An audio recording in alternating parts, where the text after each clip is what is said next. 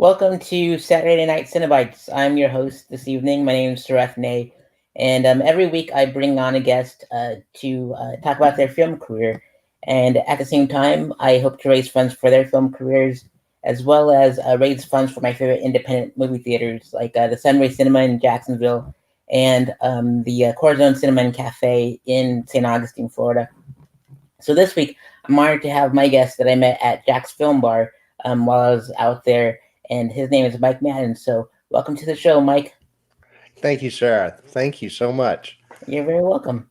Uh, we're gonna break down your entire career and deep dive into your LinkedIn Uh, profile that you shared with me, and so it's are you ready? I'm ready. I'm ready to rock. Cool. So on your very first YouTube channel that I saw, the most recent one is called Magnetic TV. How did you come up with the name for it? Well, Mike Madden, uh, when you got a name with the first three letters, MAD, you're going to start looking for some ways to make that work. And, you know, you when you're pretty early on, you get past madness and mad, and so you start looking for some next level things like how can I make that MAD work, but put it in a slightly different spin. So maybe I can attach it to different words. And one day I was sitting up, I forget how it happened, but magnetic just came to me. Magnetic. I was like, oh man, I got to register that domain. So I registered that domain, and that became the thing. This is probably, I don't know, 10, 15 years ago. And so I got the domain registered, yeah, maybe 15 years ago, maybe longer than that. I don't know. Um, but Magnetic just seemed to work. And I've got a bunch of others like Manifesto.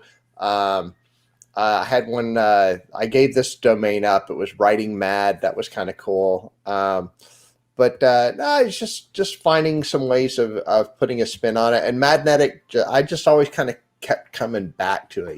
I shotgunned a bunch of them, and I still will find a new one I like, and I'll look it up, and either somebody's got it, or if they don't, I'll go ahead and register the domain, and maybe I'll do something with it, maybe I don't. But Magnetic just seemed to be one that I kept coming back to, and so I said, all right, that's going to be my brand.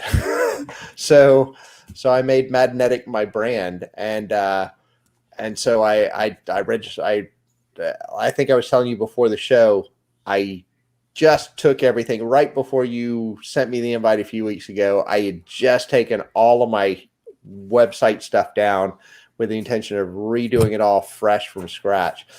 But I still had the YouTube channel up, and I've only got a couple of things on that. I have a show that I don't do enough with called Deep Jacks. The whole idea being stories and video and things that you can do, mostly with your smartphone, not exclusively, but mostly it's smartphone produced content. I've got two produced videos. I kept running into, is this going to be a YouTube thing? Is this going to be a Facebook thing? I finally kind of gotten it ironed out, but I put both the videos on YouTube, but they also live on Facebook. I also did some Facebook Lives with that. You can actually go to Magnetic on Facebook too. So there's that link as well. And they're all designed to kind of complement each other. So I'm working on redeveloping all that. I really kind of want to, COVID kind of kicked us all in the teeth a little bit. So I was like, man, what do I want to do? Because the whole adventure of Deep Jacks was smartphone content and stuff where we can shoot it with a smartphone and then produce it at a high level in post production and make it look pretty solid. And I think it holds up. I think both the fully produced videos we did came out pretty well, but COVID has kind of messed with everybody's heads. I haven't done anything this year with it, but I've started thinking, maybe this guy Sarah's got something going. So I'm going to be asking you for ideas for mobile interviews, because now I'm like, maybe I could do something with that. So, it's I one of the problems that as a filmmaker and as a content producer, as especially somebody who's actually got a job doing it, is finding the copious free time to actually produce all these ideas you have. so so that's been I'm sure you deal with the same thing. How can you make that machine work so you're putting out content regularly when you've already got a job that you're doing it for, and you've got other things that you've got interest in? And I've got a wife and two kids, so I've got a lot of demands for time. So it's like, how can I get that? How can I make this something that's gonna that I can actually honor by keeping it up and doing it well, and doing it so that you're building an audience and you're meeting your audience's expectations. So COVID's kind of give me an opportunity to sort out all that. How's that for a long answer to a short question? It's excellent. So the more the merrier, I think. The more words the merrier. I would. Yeah, It'd be pretty cool to see you like have like a Mike Madden at midnight, and then you can conduct interviews at midnight. That'd be pretty dope. Like I like kind of like like a that. Rocky Horror Picture Show kind of thing. Since Always keep everyone, a pad. Always write down stuff. Mike Madden at midnight. yeah, I'm writing that down. awesome. If you can keep that one, it's royalty free for me, I guess. So, Yeah, um, thank you. I'll be sure and not give you credit for it. indeed, for sure. But that'd be awesome because then everyone's asleep, and then it would be like I'm a night owl, so it'd be perfect for like and I would tune in to watch it for sure and interact in Yeah, the chat and everything. Yeah, cool, I don't do cool. anything at midnight anyways. All these are at There you nine go. thirty Eastern, so I'll be Okay, free. Yeah, and plus like stand up with COVID is just like put everything on. Just we do that at night and it just stopped. So, sure. but so I'll be there to watch Mike Madden at midnight for sure. All right, I'll So start working on that one. awesome. And so you also have a Vimeo channel with Happily Ever After. Same name, Madnetic. Um, what's Yeah. the story behind Happily Ever After? So, all right. So the local film community. I'll roll it back a little bit because I think I said also I've spot checked some of the other folks who you've interviewed already. And so the local film community, there's a few pockets throughout town, but the one that I'm mostly dialed in with is the Film Bar Monday community. And it's not the only one. It's not the only group of people, from what I understand.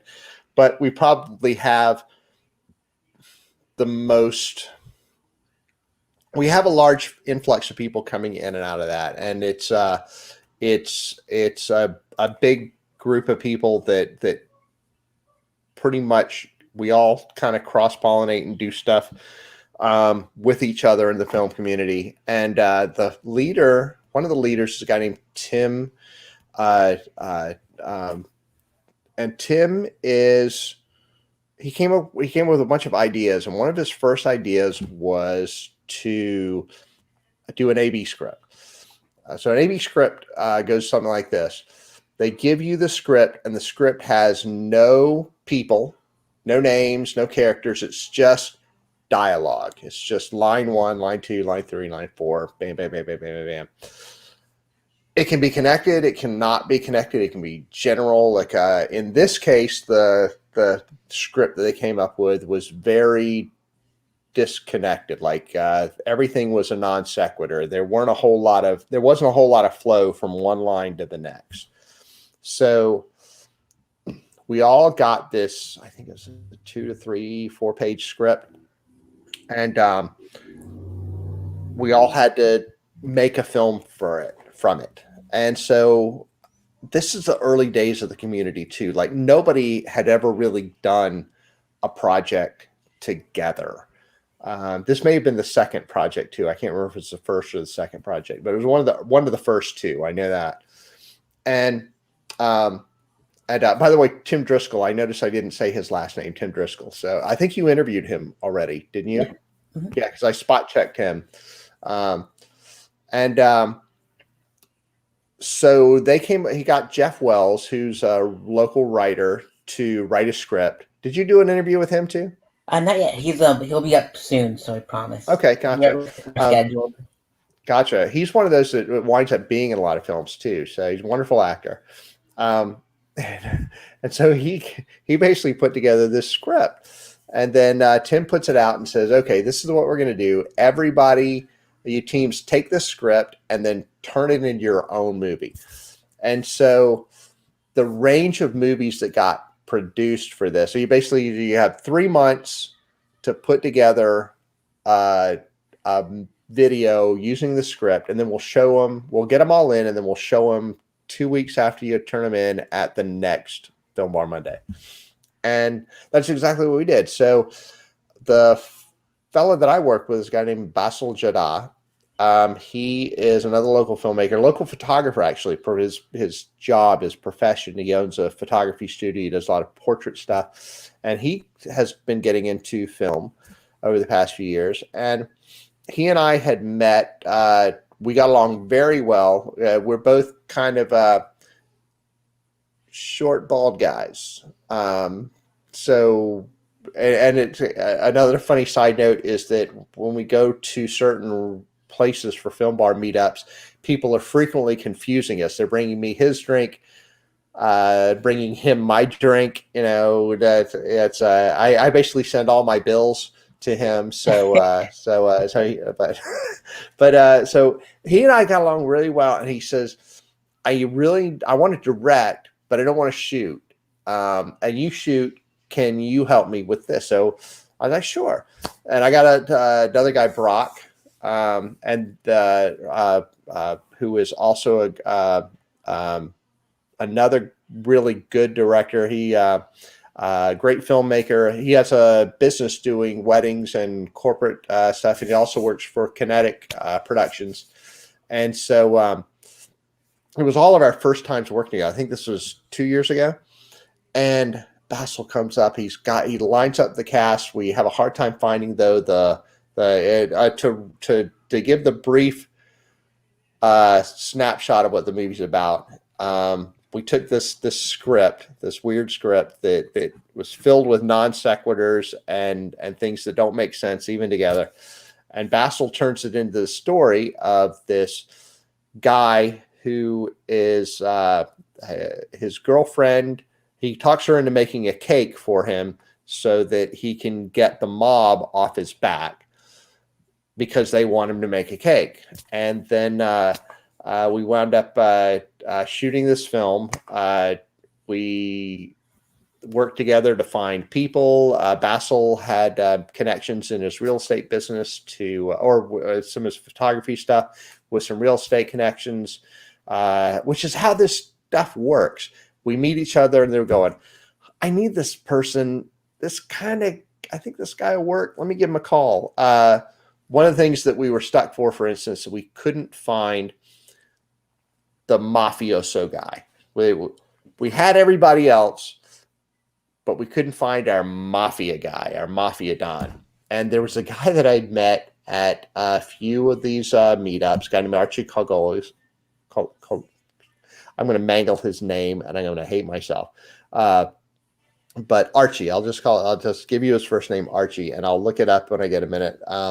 But I said, hey, I need a mafia guy. Can you play him? Can you help me out? And he's like, maybe. Sure. Okay. And how do I need to dress? I'm like, just wear a dark suit. Do I need a tie? This helped. He had a very thick Northeastern accent, like New York, Philly, Boston, that kind of thing. So he had that part down, you know, and he wound up being the guy. So we got him to show up and do the scene. We ended up having a great time. It was a great shoot. It was also, there's a guy named Rich Pintello who has been in more movies. Every time I turn around, he's in a new movie because he's a really good actor.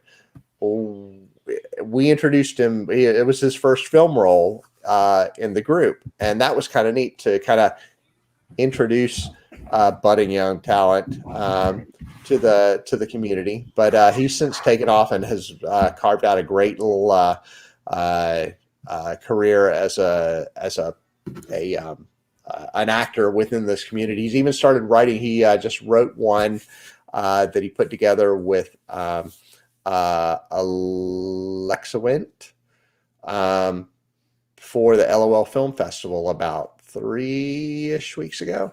That made its premiere there. That was really good. So he's there's a lot of talent that's bubbling up through all this. So um, does that make sense? Any further questions on that, or anything that struck you about that? You going, or did you watch it? Did you watch it? Not yet. I was meaning to go to the LOL Jacks and stuff, but I was like with the whole pandemic thing. I'm like I got to make it Sure. home safe next month, so I can't really go out, and so um Okay. in that stuff. But I can't wait to watch it though for sure once it goes live. Send me a link and all that good stuff. And Cool. Well, the Happily Ever After is live, so if you had a chance to check that out on Vimeo, that's actually the only thing I've got on that Vimeo channel. I've got more that's coming, as per the decision to put more new stuff on it. But right now, that's the only thing I've got on it. So indeed. And so I'll definitely go back and check it out for sure. And so we'll go and talk about your IMDb profile. So you oh worked yeah. on you worked on a lot of stuff. I can see, and you played yourself as with apologies to Will, and you were also the cinematographer. What are some stories behind that when you made that one? um, so I made Fast Friends. It helps to look at my IMDb and see the progression of things in chronological order. And one of the early films that I have on there is one called Ortega River Rats, which through another group, I got to know a woman named Grace Bryant. Through Grace Bryant, she talked to me about. I had also gotten to know a woman named a local script writer named. Hold on a second. 1 second. I got something buzzing in. One moment. Oh, Let me turn this off.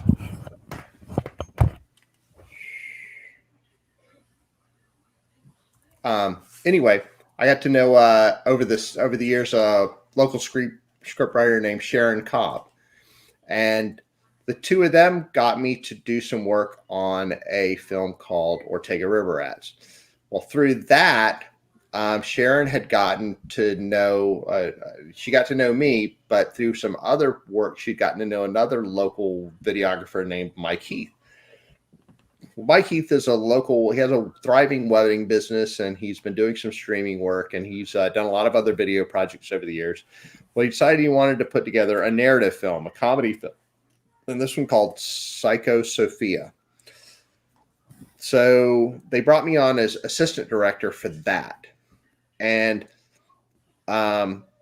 assistant director is kind of a weird position. Every time I do assistant director, it's kind of a different job, because as an assistant director, you hear all this stuff about what an assistant director does, which is they come in, they kind of organize stuff for the director, so the director can focus on the dealing with the talent, dealing with the camera, setting up the art, and the assistant director organizes and kind of the mouthpiece between the director and the assistant director. And that's generally how the job sort of works.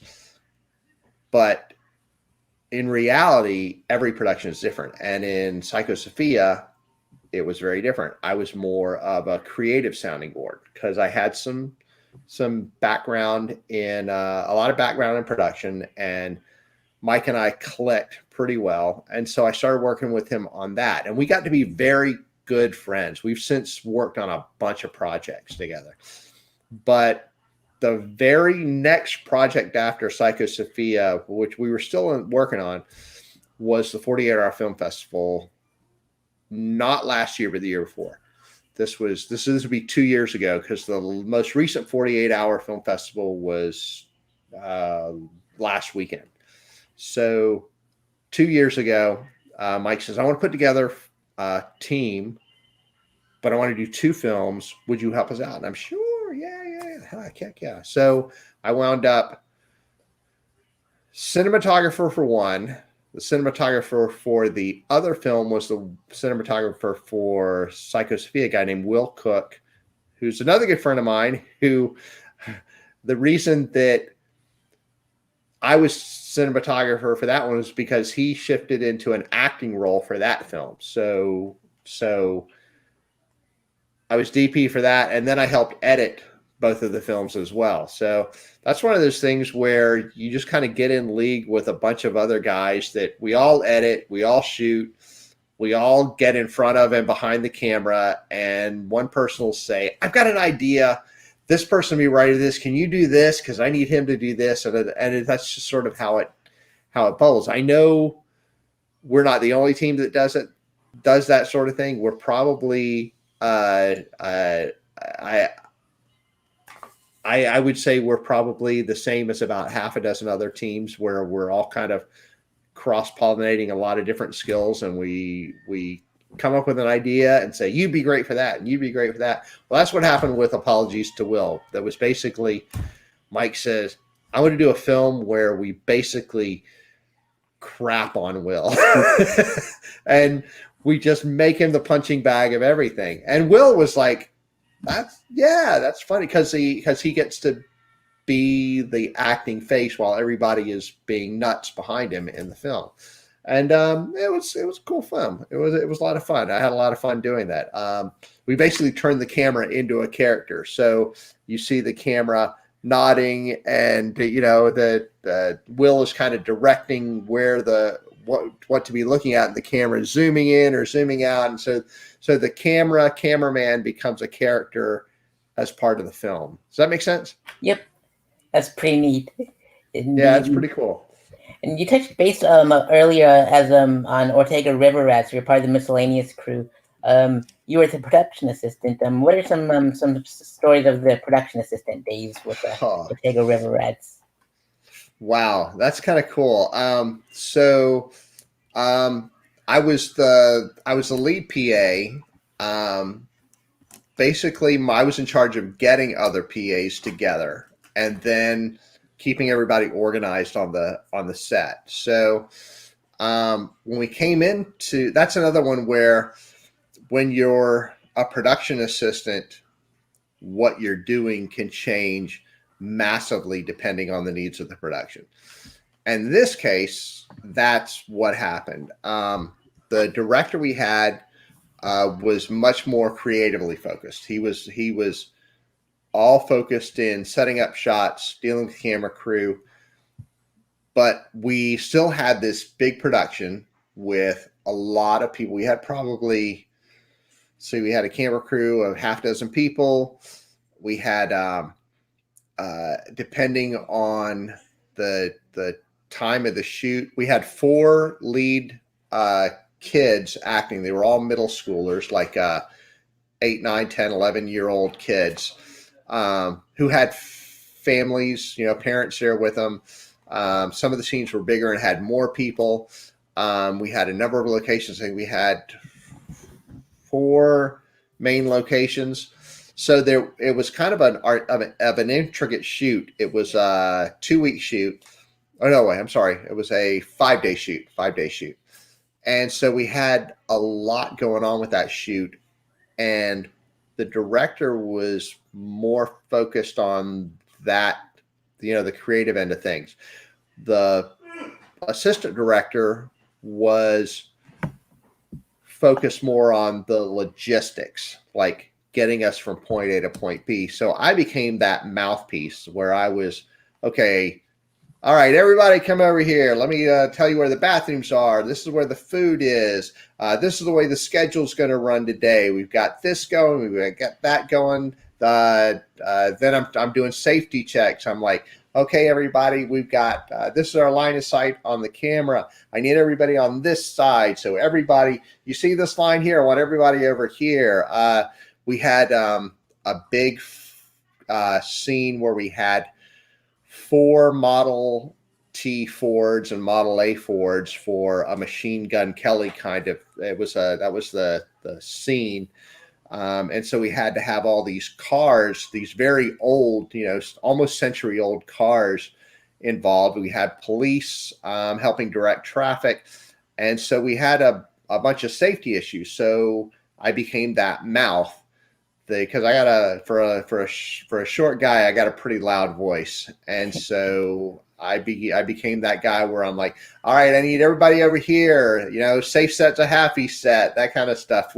So that kind of became the role that I was filling for that particular show. Just and again, you kind of have to adjust your approach depending on what the needs are for the production. Not every production requires that kind. Not even every location requires that. But in this particular one, we had, like I said, we had 4 locations, and all of them were somewhat intricate. When you got kids involved, I got kids anyway, and they were a little bit older than these kids. But when you got kids involved, as a parent, your antenna are out anyway. You got this protective thing going on, and so that's kind of informing and fueling where you insert yourself and how you insert yourself. And then you also have to be careful. You got to make sure you're not stepping on somebody's toes. Luckily, the director liked it. He liked that approach because it allowed him to focus on the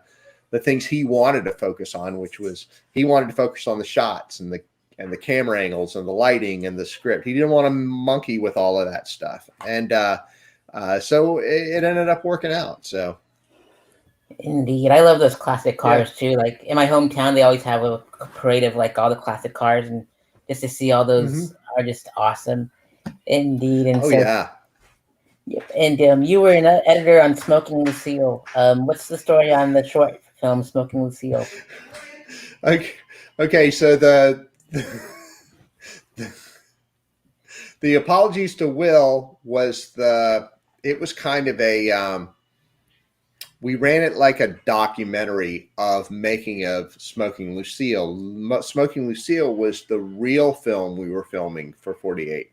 The 48-hour film festival that year, we had to have a coach and I want to say it was a pair of pliers or something like that, or a monkey wrench or something like that. And I forget what the line was.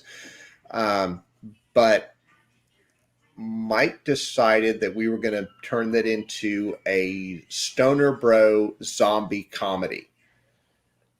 So Smoking Lucille was you guys have seen Walking Dead, right?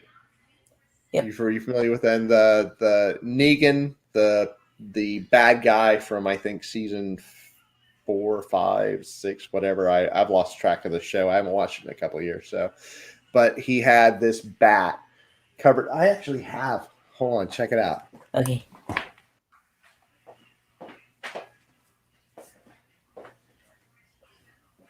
Okay, so this is my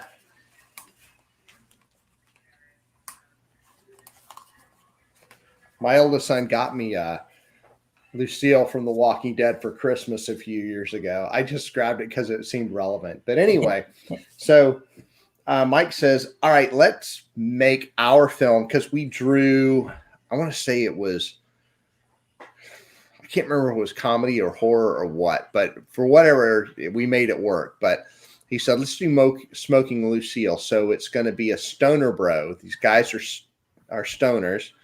And Smoking Lucille is the pipe. The pipe is Lucille. And so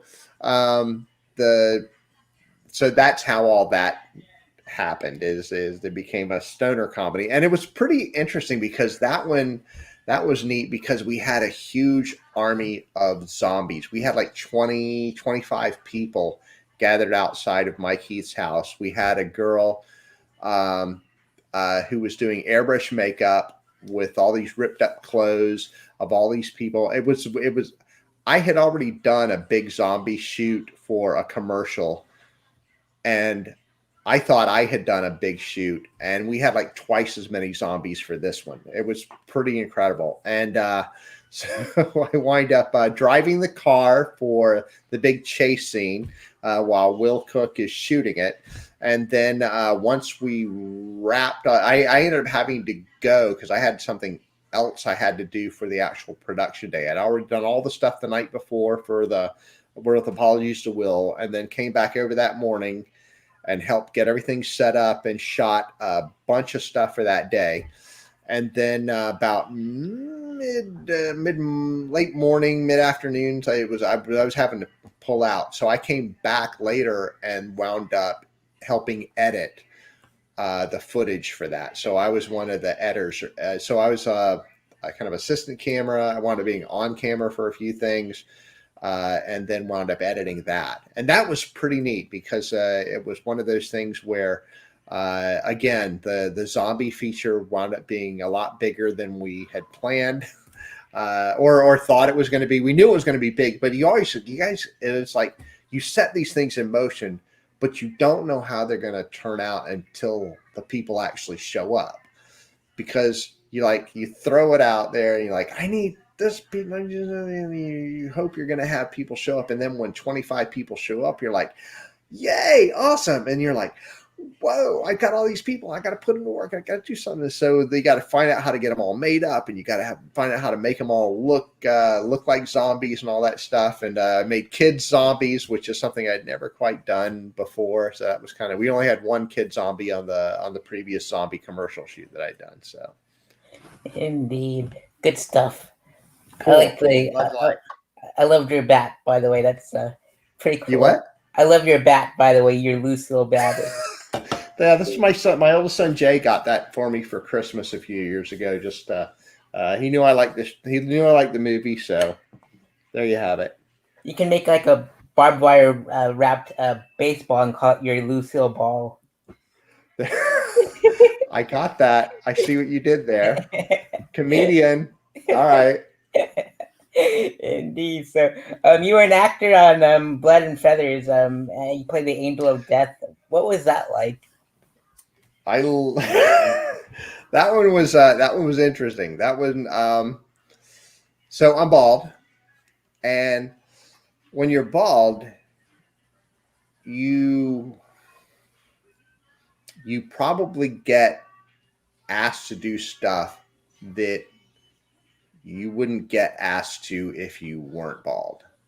And this was one of those roles. Somebody called me up, Dina McKinnon, I think it was the name of the woman that did that, and she had written this script. It was they were doing this film for Women in Film in 2019. It was beginning of 2019, and so I think it was acting in this in January, and so they called me up and said, hey, we've got to film this weekend. This Thursday night, by the way. Call me, hey, we've got to film this weekend. We're going to be filming on a Saturday. Our original actor quit on us last minute. And that happens. That happens a lot where talent or somebody falls out at the last minute for scheduling conflict, personality differences, you name it. The reasons are limitless, but it happens. And so you got to scramble and find somebody else to fill in that role.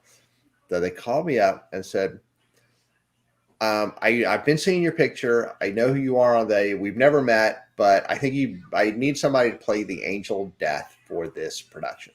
I'm like, all right, well, send me the script. And how long do I have to be there? And he goes, just one day. It's just one day shooting, probably just a few hours. And all right, cool. Do I have to wear anything? No, we got it all covered. I'll just show up and we'll be cool. And so I get there, and sure enough, I'm going to be the Angel of Death. They got me dressed up in white. They're building white wings, white angel wings for me, and I'm like, so I'm like, okay. And they've got a demon too. They've got another guy, demon, making big horns, dressed in black, blood, all that stuff. Everything was kind of cool with it. I was supposed to be the Angel of Death, leading this little, just teeny little girl. She's probably all of 5 or 6 years old, and I'm going to be the Angel of Death. She's dying of cancer or something, and her dad is trying to stop the angel of death from taking his little girl. And so uh, it's one of those things where um, the I, I say it. I think the idea was interesting and sound, but when it was one of those things where um, it's sometimes it's hard to bring off stuff the way you want it to. I think my big story from there is the makeup artist who's been working on me comes up with this idea. Hey, why don't we put why don't we take some of these white feathers for the wings and why don't we put them in your eyebrows and make your eyebrows feathers? And I'm like, before I can really register, she runs out. I'm going to go ask Dina. I'm going to find out. And Dina, she comes back. Dina loves the idea. And at this point, I don't know how this is going to look. And then, of course, they do it, and I look like Mr. Clean. The Mr. Clean ad. The bald guy with the white shirt and the white eyebrows. So I wound up looking a lot like Mr. Clean. And so that was interesting. In the end, I'm glad I did it. It was you don't get a chance to play something that like out there very often, and it's for better or worse. It was an interesting challenge to take on. One thing that I don't was Mandarino in the thing on IMDb. I don't know if Mandarino made it on the IMDb yet. Not yet. It hasn't appeared yet. Gotcha. Well, Mandarino was another one that was like that, where we basically it was something I did for the Douglas Anderson School, and I'd been the villain in a short that he did for his junior year. And he came back that summer and said, "Hey, that film came out really, really well, and everybody liked it. I want to do another one where you're a supervillain. And I've already got the idea. I got the title, Mandarino, and you're going to be like turned into an orange. Are you hip to it?" I'm like, an orange? A supervillain? Orange? Sure, why not? And so we wound up doing this 20-minute short called Mandarino, where I basically spent 3 hours in makeup for 3 or 4 days, getting made up to look like an orange. Orange latex makeup, green stuff in the neck, green stuff in the lips and teeth, and then basically had to build this supervillain character around looking like an orange. And again, it's one of those things. I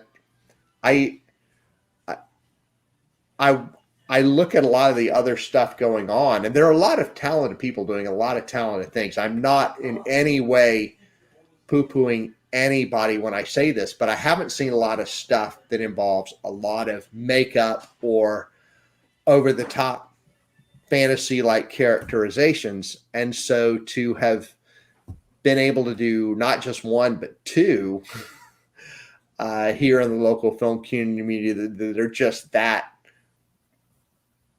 odd, weird, strange, different, affecting is kind of neat. And it's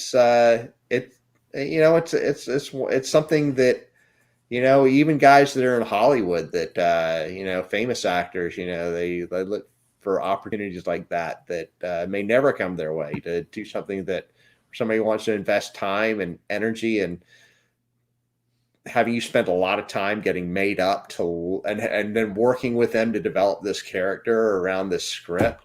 That's kind of some unique acting challenges as well. So does that make sense? Yep, indeed. Cool. And think about you portraying the angel and your talk about The Walking Dead. It made me think about this movie called Cigarette Burns by John Carpenter. And Norman What was Reedus. it called? Cigarette Burns. I've It's never heard of that. oh, it's awesome. Whoa. It's part of the Masters of Horror series by Mick Garris, Huh. and Cigarette right, burns. I'm yeah, writing that down. yep. It's only an hour long, but it's so good. And but Norman Reedus from The Walking Dead's in it, and it's really good stuff. Um, Cool. Another installment that I recommend is like Haeckel's Tale from that series. H, Yeah. yep, HAECKEL apostrophe H A S. Uh, C H A C what? HAECKEL. Haeckel's Tale, and Hackles Tales. yep, that's another zombie flick. And then definitely Huh. check out another one called Valerie on the Stairs, like Valerie, like the lady, Okay. and that stars Huh. Tony Todd and Christopher Lloyd. So from that series, those are my favorite Cool. Masters of Horror flicks from Mick Garris. All right. Yeah, Cool. I'll so check them out. I yeah, always think of Norman Reedus as from Boondock Saints before Walking Dead, of course. But wasn't he Boondock Saints? It was yep, Boondock Saints, wasn't it? Yeah. yep. Yeah, that's a good one too. And let's see here. You were the assistant director on the Apocalypse Now and Then. That's a pretty cool name. Yeah. Reminds me of Apocalypse Now. But how did you get involved with that one? That was another Sharon thing. She had signed up a guy who to be her director, and she felt she needed somebody to come in and AD.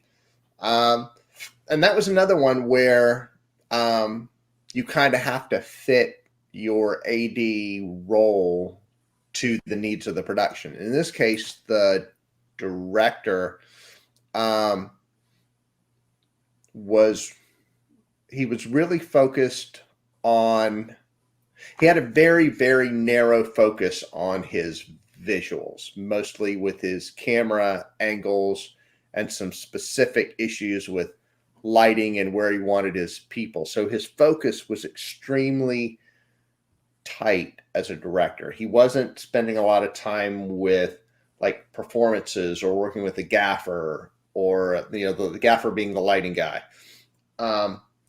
So that's one where, okay, this guy, this is where this guy's head is at, and I know where Sharon's at because I've worked with her on a few things. So let me adjust my approach for ADing around the needs of this production. And so I got along very well with the gaffer, a guy named Tall Paul, who has since gone on to do some great stuff. He did a really good film with 48 Hour Film Festival last year that was just awesome. And he's a really good director in himself, but he's a really good gaffer. And so he and I hit it off pretty well because I do a lot of lighting setups for a lot of stuff that I do. I'm big on lighting. And so we wound up doing a lot of work setting up the lighting scheme and then putting together the practicals. Practicals are, by the way, for the audience to know, are the lights that actually appear on camera. Like in this case, we had lights under the chairs. We had lamps. We had different lights sprinkling, like the set. We had some light coming through some of the windows. We had to set up for modern day and then 20 years in the future. And so we had to create these different looks, and we had to do it all with basically lighting and what little stuff we had to do with the set. And so part of my role was working with the gaffer to do that.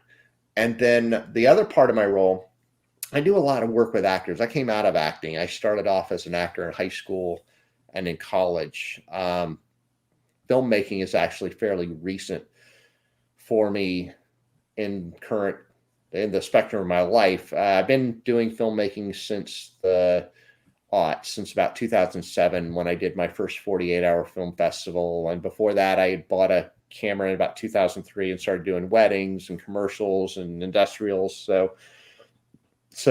I'd had a career as a journalist and an IT in tech management before that. But before all of that, I'd been an actor. So when I came into this realm, I always felt that one of my strengths was working with actors, and because I'd worked with models and talent for a lot of the industrials I produced for work. So I work for a company called Fanatics, and I do all of our digital media, and it means training products and sometimes commercials and things like that. So I'd done a lot of that stuff and had a pretty high comfort level with it. And so, like I said before, the director's focus was more on shots and shot angles and camera. In this case, he wasn't particularly focused on the actors and the performances per se. And so that was one of those things where the talent started looking for some direction in that, and he wasn't really not trying to be negative or anything, but sometimes different directors' focuses are on different areas, and that's his wasn't there. So I basically started working with talent. Rich Pintella was in that. He didn't need a whole lot of direction, but I'm working with Becca. She's coming out of stage and transitioning to film, and so I was working with her on finding her marks, adjusting her performance from wide shots to narrow shots. When you're shooting a wide shot, you can be as all over the place as you want as an actor, but when you're tightening up and you're focusing on the narrow shot, you start trying to swing that wide, you're going to swing out of frame. So I'm working with her to help her find her mark and her orientation to the camera going tight. And again, it's just one of those things, if you got the expertise and you can step up and solve the problem real quick, and it's not it's not anybody's ego. It's just your expertise is there. You're fronting it. You got it. You make it happen and solve the problem. Bam, and then we're off to the next issue. So that's kind of how that's, I guess, one of those examples. Like I said, it's how the role of assistant director, and indeed some of the other roles in a film production, change from one production to the next. Indeed. That makes sense? Yep, it makes Okay. sense. Cool. And we also we talked about Psycho Sophia earlier. It's in post production at the moment. What was it like to be the assistant director on that short? That was a lot of fun. That was that actually is out now. It hasn't been changed on. Okay, it might be still in a little bit of rough, but it made an appearance at LOL Film Festival. It might not be locked for festival yet, but they showed it at Film Festival, so it may be actually out. But that one, so in this one, my role had very little to do with organization or anything like that. It was more with Mike Heath. One of the things he likes collaboration. He and Will Cook, one of the things where we gel really well is we collaborate really well together. And we've since involved another partner, Mike Ladarzik, as well. So we got 3 Mikes there and a Will, go figure. And so we like to collaborate and we like to throw ideas back and forth. And so that was the case with Psycho Sophia. Sharon had brought me in to help AD, kind of a gap filling role, based on some of the stuff that I'd done with Ortega River Rats. And so I came on set, and I wind up helping the gaffers we have they have gear, but a lot of their experience is either working on they've worked on the Star Trek series up in St. Mary's, and they do a lot of stage work. So I was kind of able to work with them on putting together some light schemes for some of the shots, and then we were setting up some kind of complicated gags. Gags are visual things. They're like they're more like a gag. You know who will like Buster Keaton, the kind of stuff he does, which is a visual set piece, where you have a setup and a payoff. It's not necessarily verbal. There's not any real interaction going on. It's just a thing where something visual happens, like and maybe it might even be kind of a special effecty kind of thing.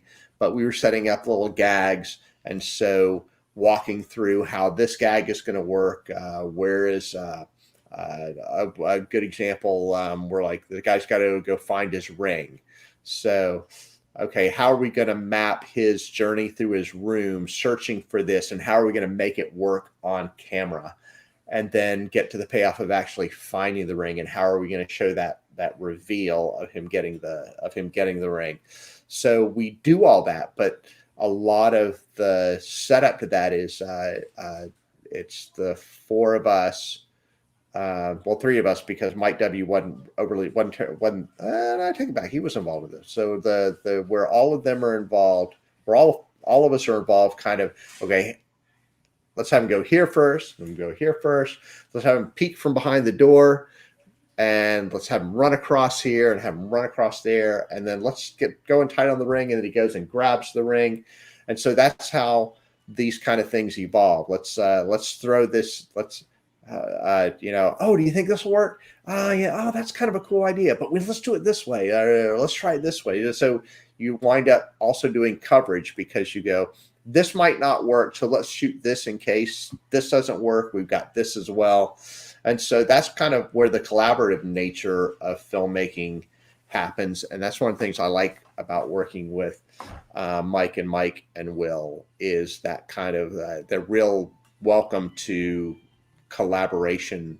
We like that kind of visual set piece kind of thing. And so that's kind of where that evolved. And then I wound up working through them in all the different scenes. We did a part where we shot the lead character going to hell, and so we had to orchestrate that.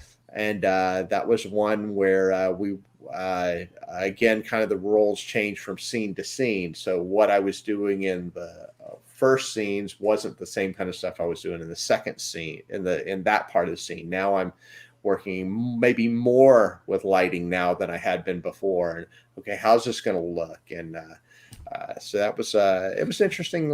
It was an interesting job. It was interesting to see it finally come to realization, as we've been working on it for 2 years, and it finally got released at LOL Film 3 weeks ago. So it was awesome to finally see that one actually get released and get out there. So Indeed, most definitely. And let's see here. Uh, what about you were the cinematographer for PTSD, another short film. What's the story on PTSD? that one was okay. I In between the two 48-hour film festivals I did this year and 3 years ago, where I did work with Mike Heath's team, last year I wasn't going to be on anybody's team. I had planned totally to not be involved at all. In fact, I was going to talk to Adam. I was just going to be a volunteer. And then Bailey Ingersoll, who's someone you need to interview. You need to interview Bailey Ingersoll. If you haven't got her teed up, she's a local funny filmmaker. She's done a film called The Bearded Drama. She just did the sequel for LOL. So she's definitely good. Another one, two more people I mentioned, Sharon and Grace, are two people to think about as well. But Bailey Ingersoll is definitely high up there. So check her out. I had seen her stuff at the Women in Film last February at UNF. Not this past February, but February 2019. They had a Women in Film, like a one-night film festival. And she had played the Bearded Drama there. And I was like, wow, this is really good. And then one day she posted, we need a cinematographer for our 48-hour film team. Do you want to join? Or we need somebody who's interested. So I was like, I really want to work with her. So I said, hey, I got my own gear. I'd love to work with you. Give me a shout if you're interested. They took a look at my clips, liked it. And so I ended up doing the DPing for that. And that one was neat. That one was an ensemble. It was 48-hour film festival, and PTS. I forget what PTSD stands for, but the setup was like this. It was we had to do a spy movie. And so what they did was they came up with so you ever been to one of those painting classes, like where people go and they drink wine and they paint stuff? Yep. Well, imagine a bunch of shell-shocked secret agents and assassins who are at this painting class. They some of them know each other or not, but there's this whole that's what's put all these assassins together in this room is this painting class, and the PTSD was some acronym for all that. It was like painting, so I forget what, but that one was a blast to shoot. We were shooting over in Ortega at this little paint like a boutique, and they let us clear the floor out, and we wound up setting up some tables and had everybody crowded around it painting, and we wound up shooting a fight scene with a red backlit hallway fight scene. We wound up shooting a scene with one of the lead characters dead in a bathroom. A lot of cool camera angles. We shot. It was a lot of fun to shoot that film. It was. I have to say that was when I saw it actually on screen, seeing the stuff it's one of those things. This is one of my biggest journeys in narrative filmmaking. In my day job, I do a lot of the writing, shooting, editing, production. I do the whole thing. Like I if I'm lucky, I get to shoot. I get to film a person, but 90% of the time, I don't even get that. I've got to put together all this stuff myself. And so working with other people is both good and it's tense because there's very little that other people do that I'm like, I can do that. I can do that. I can do this. I can do that. I know how I want it done. And so having to let somebody else do that is really, really tough for me because that's not my 9 to 5. My 9 to 5 is I do it all. So the biggest challenge being a filmmaker is having to let go and let other people do stuff. And in this case, another good friend of mine, Dave, David Dees, I had worked with him on another project. I didn't know he even edited, and he winds up being the editor. So I'm shooting, and then we're offloading cards and sending it over to him, and then he's getting it in. I don't even see the film until the night of, and the night of the showing. And so I get over there and I see it. I'm like completely not knocked out about how good it looks. Because it's one of those things where you can shoot it all. You can spend all your time shooting, working with the director, working with the talent to get all the stuff put together. But the payoff isn't actually seeing it done. And when you got to sit there and wait and you can't do anything until it's done, it's like, it's very, very tense. It's very tough for a guy like me who's not used to letting the reins go with that sort of stuff. And so that's kind of hopefully that makes some sort of sense. But it's tough to let go, but it's neat when there's a cool payoff. And PTSD was one of those where I really liked what the final product was. I was happy with what we shot and how well it wound up getting edited together. So that's kind of that was my story on that one. So that one was a lot of fun. I wound up working with a lot of great people on that one that I'd never worked with. Most of them I haven't worked with since, actually, not for any negative reasons, just inertia, you wind up getting into other they're people that I wouldn't normally have worked with except for the dynamics of 48 and the dynamics of everything else haven't brought us back into the same sphere to work with each other again. So I would look forward to another opportunity to work with them. We've talked about some other projects, but we'll have to see how what shakes out in the future. But that's one that I had a lot of fun with. So. Indeed. And you were the gaffer and the first assistant cameraman for the Last Pirate. How did you get involved with that one? Man, last part, Will Cook. I mentioned him from Me and the Mics. Will and I became very, very fast friends. And Will is a great, great DP. He's he and I are both really passionate about gear, so we talk gear a lot. And he asked me to come on board and help him with this film for this guy. The Trying to blank on everybody's on things. Who is it? AJ and sorry, I'm running through so many different names. Let me pull this up real quick, and I can tell you.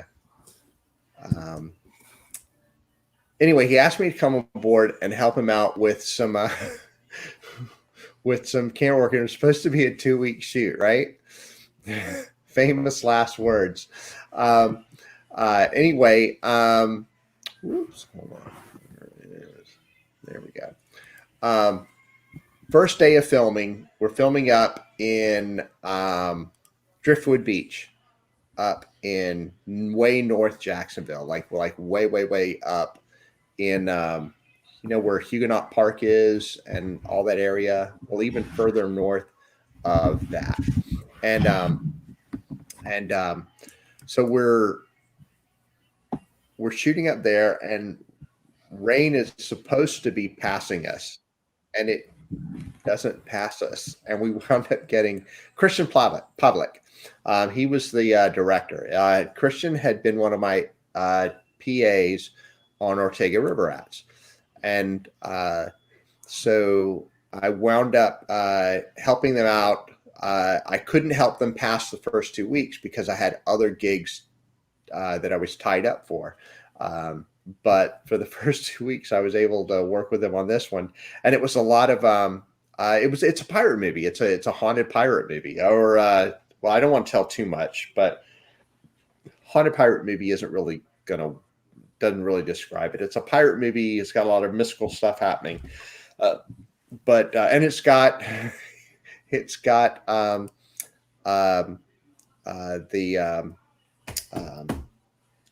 oh shoot, what's the name? I've already mentioned him before. Let's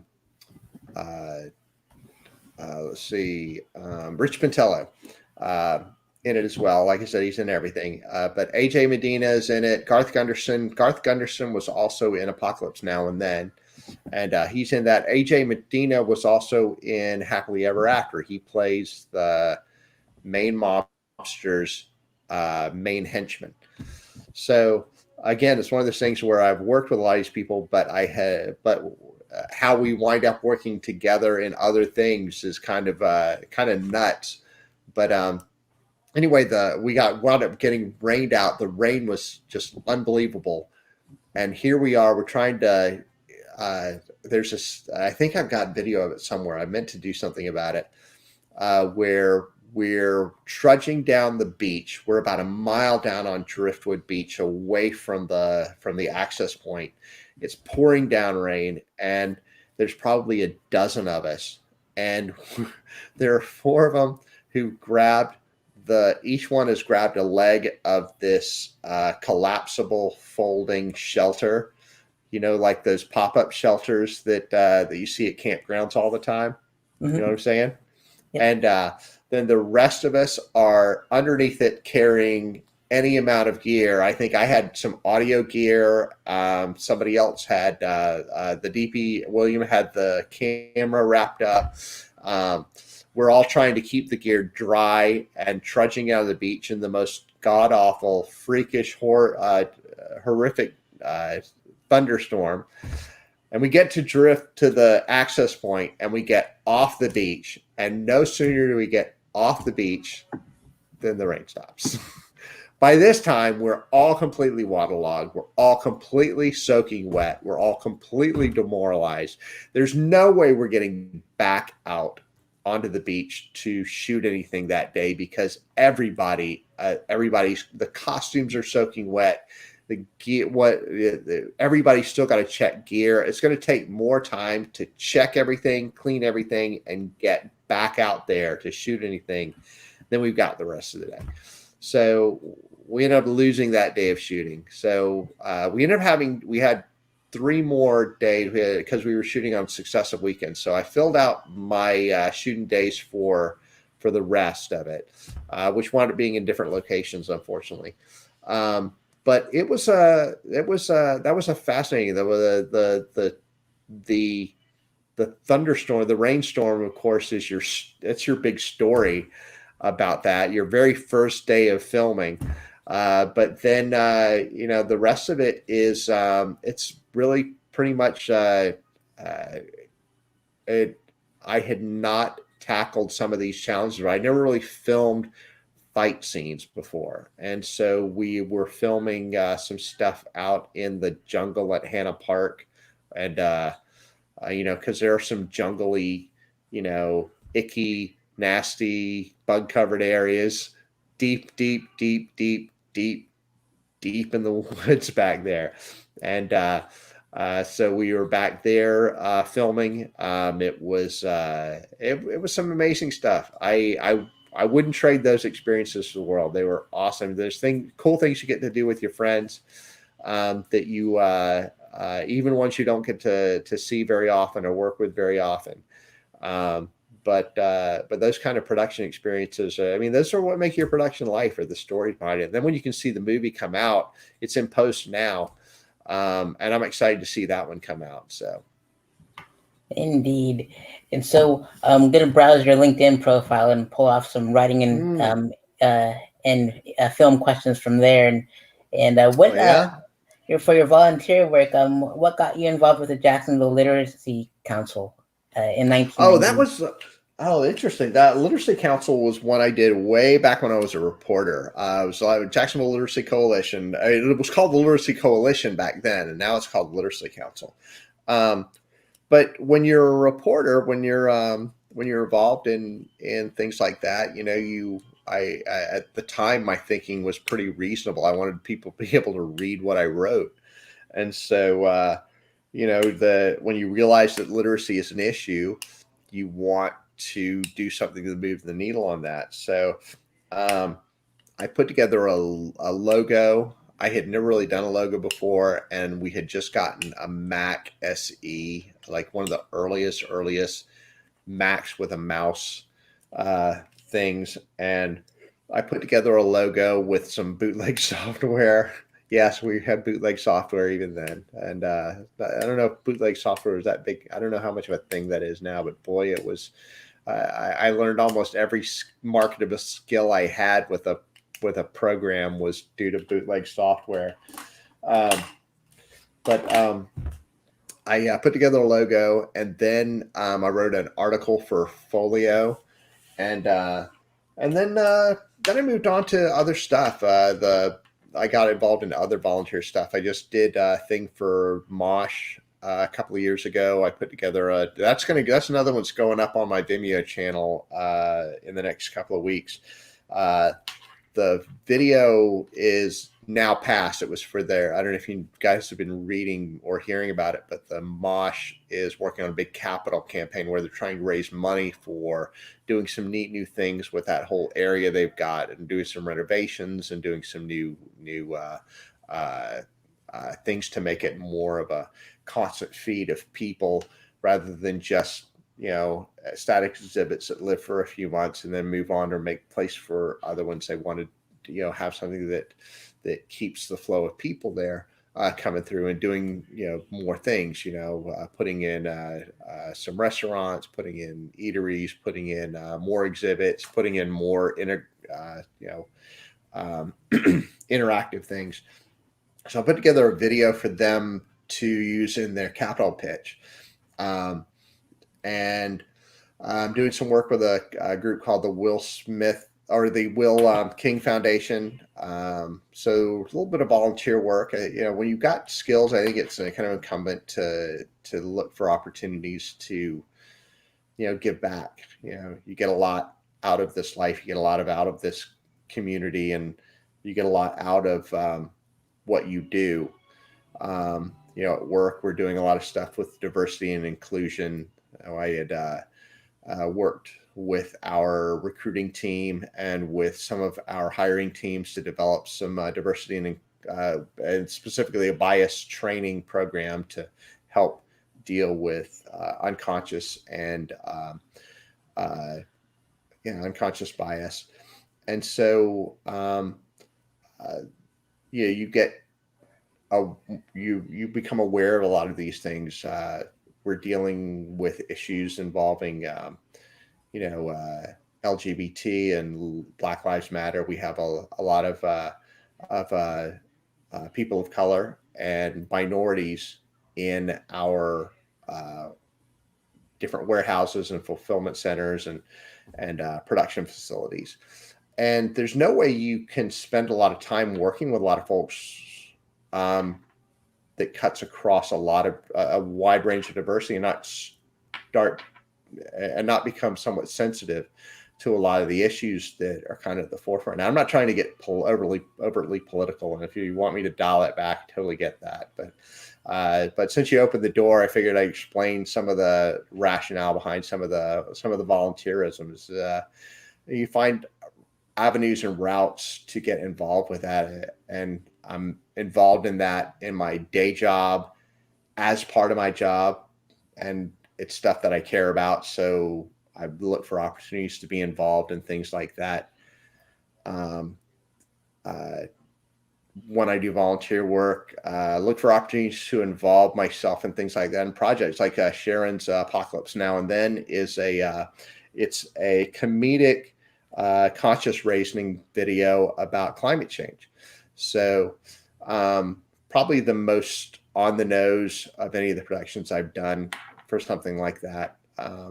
So, like I said, I feel there are issues I care about and issues I feel strongly about. And it's nice that I'm fortunate enough to have some skills that I can lend towards expressing some of the things, expressing things around those issues.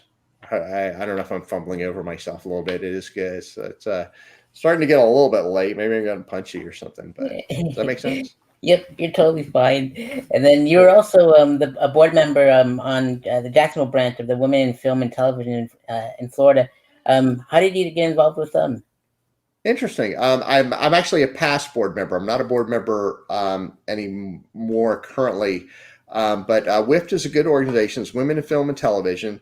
I got involved when a friend of mine was Courtney was one of the chapter heads, and they asked me to come on. I got involved just as a member.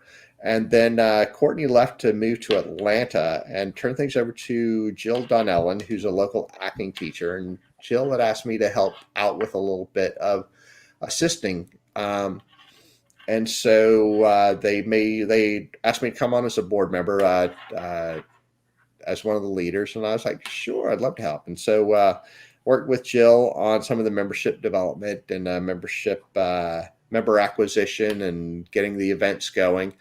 And I had to bow out I left the board position mainly because you want to make room for other people, and I felt it would be better to have other women involved. So as people started getting more involved, I just kind of bowed out of that.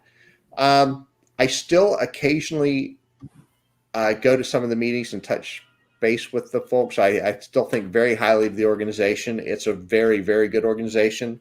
I'm not as involved right now with WIFT for a variety of reasons. One is I had a serious back injury last year, back in March, and it took me a few years or several months to kind of get back to normal. Back about 3 months, and then I just had a lot going on with both work.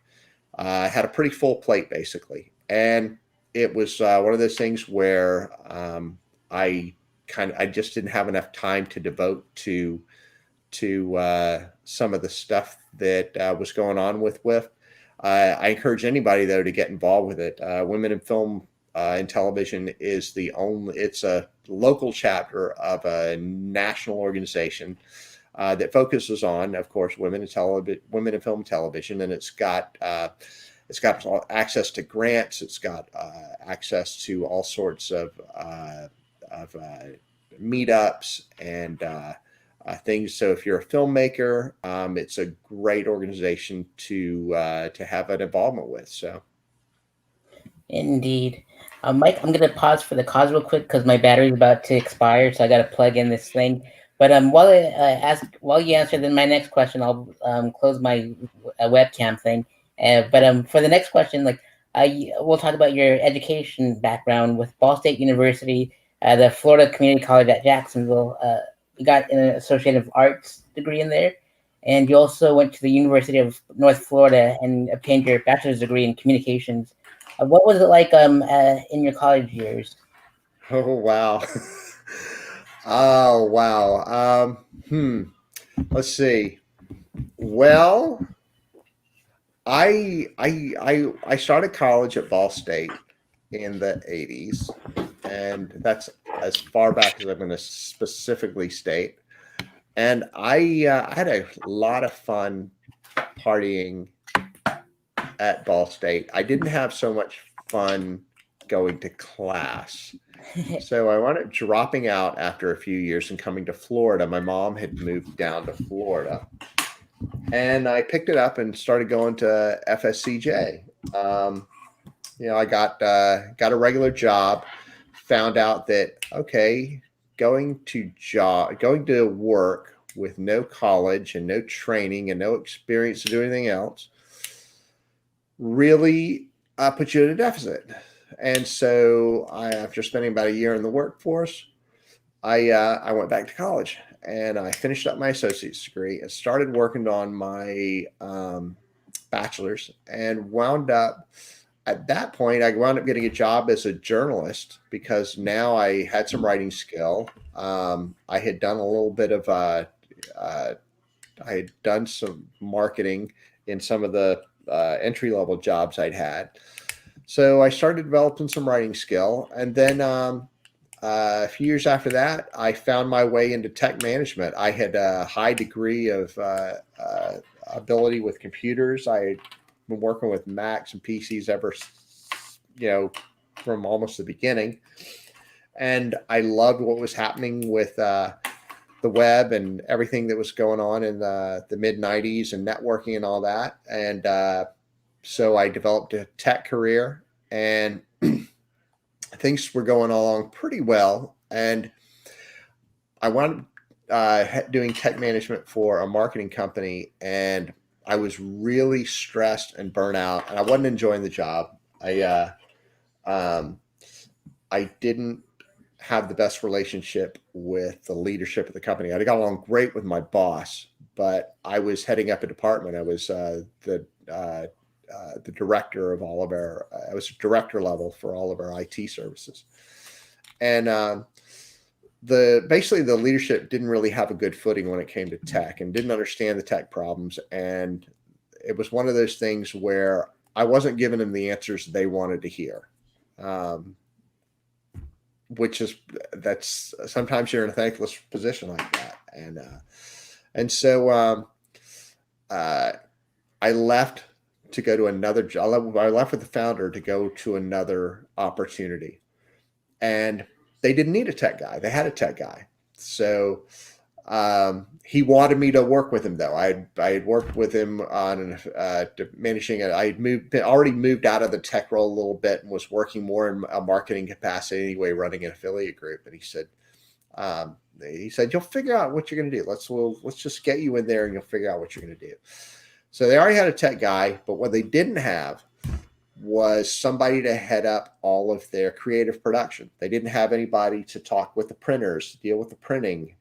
I happen to have had a brief job working as a print salesman, so I knew my way around all that stuff. And having messed around a lot with, computers and websites and stuff like that, I knew my way around some of the basic software with graphics and stuff like that. So I got a bootleg copy of Photoshop and a bootleg copy of Quark Express, and I just started figuring this stuff out on the fly. And I was like, within a matter of months, I was heading up all of their print production, their CDs, all their audio tapes, all of their educational material. I was basically in charge of getting it produced and getting it copied and getting it made. And I wound up doing that for the next 2-3 years. Left to start a business doing that for other people, and it was cool for starters. My son, my youngest son, had just been born. It gave me a lot of time to spend with both my kids. Gave me a lot of liberty to help. I became kind of a stay-at-home working dad. Ended up putting together a sign shop, to help with all the graphic stuff, because I could. That was kind of a natural thing. Everybody was buying vinyl cutters and putting together sign stuff, so I wound up doing a little bit of that too. And after a while, I was like, man, this entrepreneurship stuff is hard, especially when you're a dad and you got people to take care of. And I would be working all day at the shop. I'd come home. I'd take the kids to the shop. They'd be doing their homework. We'd come home. We'd get everything settled, and then I'd be either late working or I'd be back at the shop until 1 o'clock in the morning working on stuff and coming back and getting stuff done. And I was like, man, I'm going back to 9 to 5. So I got a job as creative director for by this time I bought a camera and was working as creative director for a company that's no longer business. They were doing industrial pipe fittings and stuff like that. We started putting together, I started transitioning their website into an e-commerce site, and started putting together some instructional videos for how to use their equipment, how to do some of the stuff that they did. And they were not going to work out really well. And so I ended up going on contract and leaving, and I got the job at what was called Football Fanatics. And they needed somebody who knew the way around web design, but also who could put together some commercial spots. So wound up doing commercials for Football Fanatics, including a whole range of store spots, including what is now known as the infamous zombie spot, where I basically dressed everybody up. This is the one I was talking about before, the big zombie commercial that I did. So I produced this. It was in the Orange Park Mall store. We basically brought in a makeup artist, and she airbrushed zombie makeup on everybody. And we basically did a full-on zombie shoot in the mall, in the Orange Park Mall, at 7 o'clock in the morning before they open. And it was an awesome, it's been an awesome job. I've wound up since then. I've been all over the country. I've filmed and interviewed athletes. I have been all over the country filming stadiums and stores. I work with people all over the world, acquiring video and then editing things and putting them together, put together animations and motion graphics, and done stuff that's been seen in stadiums. I got to produce an ad for the Olympics back in 2010, the Winter Olympics. They called me up, and my boss calls me in. He says, "I've got a great job for you. You're going to be producing a commercial spot for the U.S. Olympic team, and you're going to do the voiceover for it. And at the time, and I'm like, what? And at the time, I have a raging cold. I had the worst cold, flu, whatever you can imagine. And then he goes, and by the way, they need it tomorrow. And all I could say was, tomorrow? So I managed to get in clips from them to piece all this thing together. Came up with an idea, put together the whole thing with music and an 11-second voiceover tale from me. I power slammed a bunch of orange juice and Gatorade and cold medicine and banged up a voiceover and wound up doing this spot that they loved. And 20 million people got to hear my not quite so nasally cold laden voice selling stuff for the Olympics. So it's been a cool ride so far. I get to do. I have a friend of mine at work tells me I have one of the coolest jobs in the company, and she's totally right. I get to do a bunch of really amazing things there. So Indeed. And from February 2000 to 2002 in November, you were the marketing project manager and affiliate manager for Success Development International. What were those years like? those were the ones where I was working for the company. You remember I told you I had worked for a company that wasn't so hot, and so I followed the founder to a new company.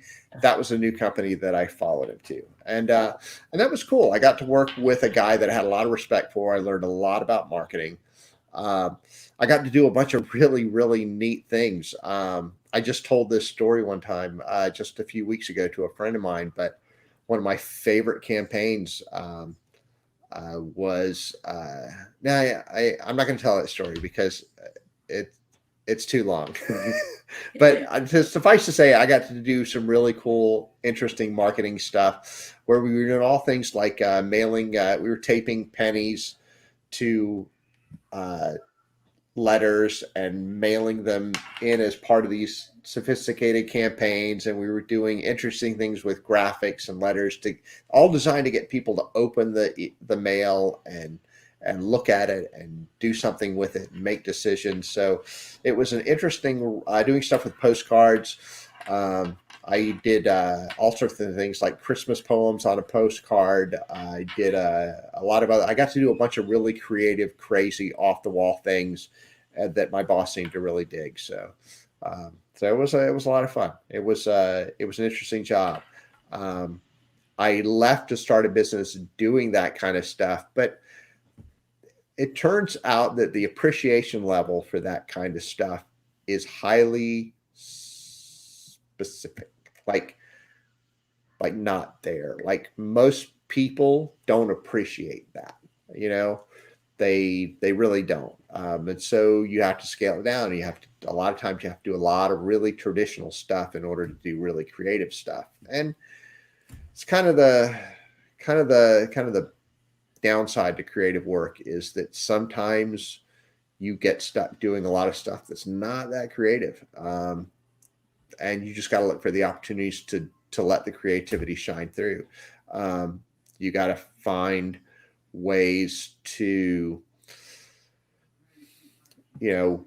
make those few seconds where you got somebody's eyeballs pay off by showing them something in a way that they've never seen before, or if nothing else, just to show it to them in a way that doesn't pull their focus, that keeps them engaged and keeps them involved and lets them understand what it is that you're trying to tell them. That makes sense? Yep. Okay, And, cool. and you also did some created and edited audio and video material for marketing. You were the marketing project manager and graphic designer at Global Publishing Inc. from November 2002 to June 2004. What was that year and 8 months like? That was again a continuation of the same thing. It was interesting. Um, uh, the the that was really what I was just talking about, was that part. Indeed. Was global publishing, was everything I just described. The SDI was the people that I didn't really click with. I was basically working insane hours back then, running the computer operations, and then got moved into the affiliate marketing part, which was the thing that I was working with the founder. That was kind of neat because nobody had ever done affiliate groups before. That was when affiliate groups were brand new. Now affiliate groups are big and everybody does them, and they're all automated, and they're all very, very different than they were back in 2000. What was it, one, two, whatever. But yeah, global publishing was the creative stuff. That was where I get to do almost nothing but creative work, and managing their print and production of all their stuff. So that was pretty creative. It was neat. It was a neat life in and of itself. I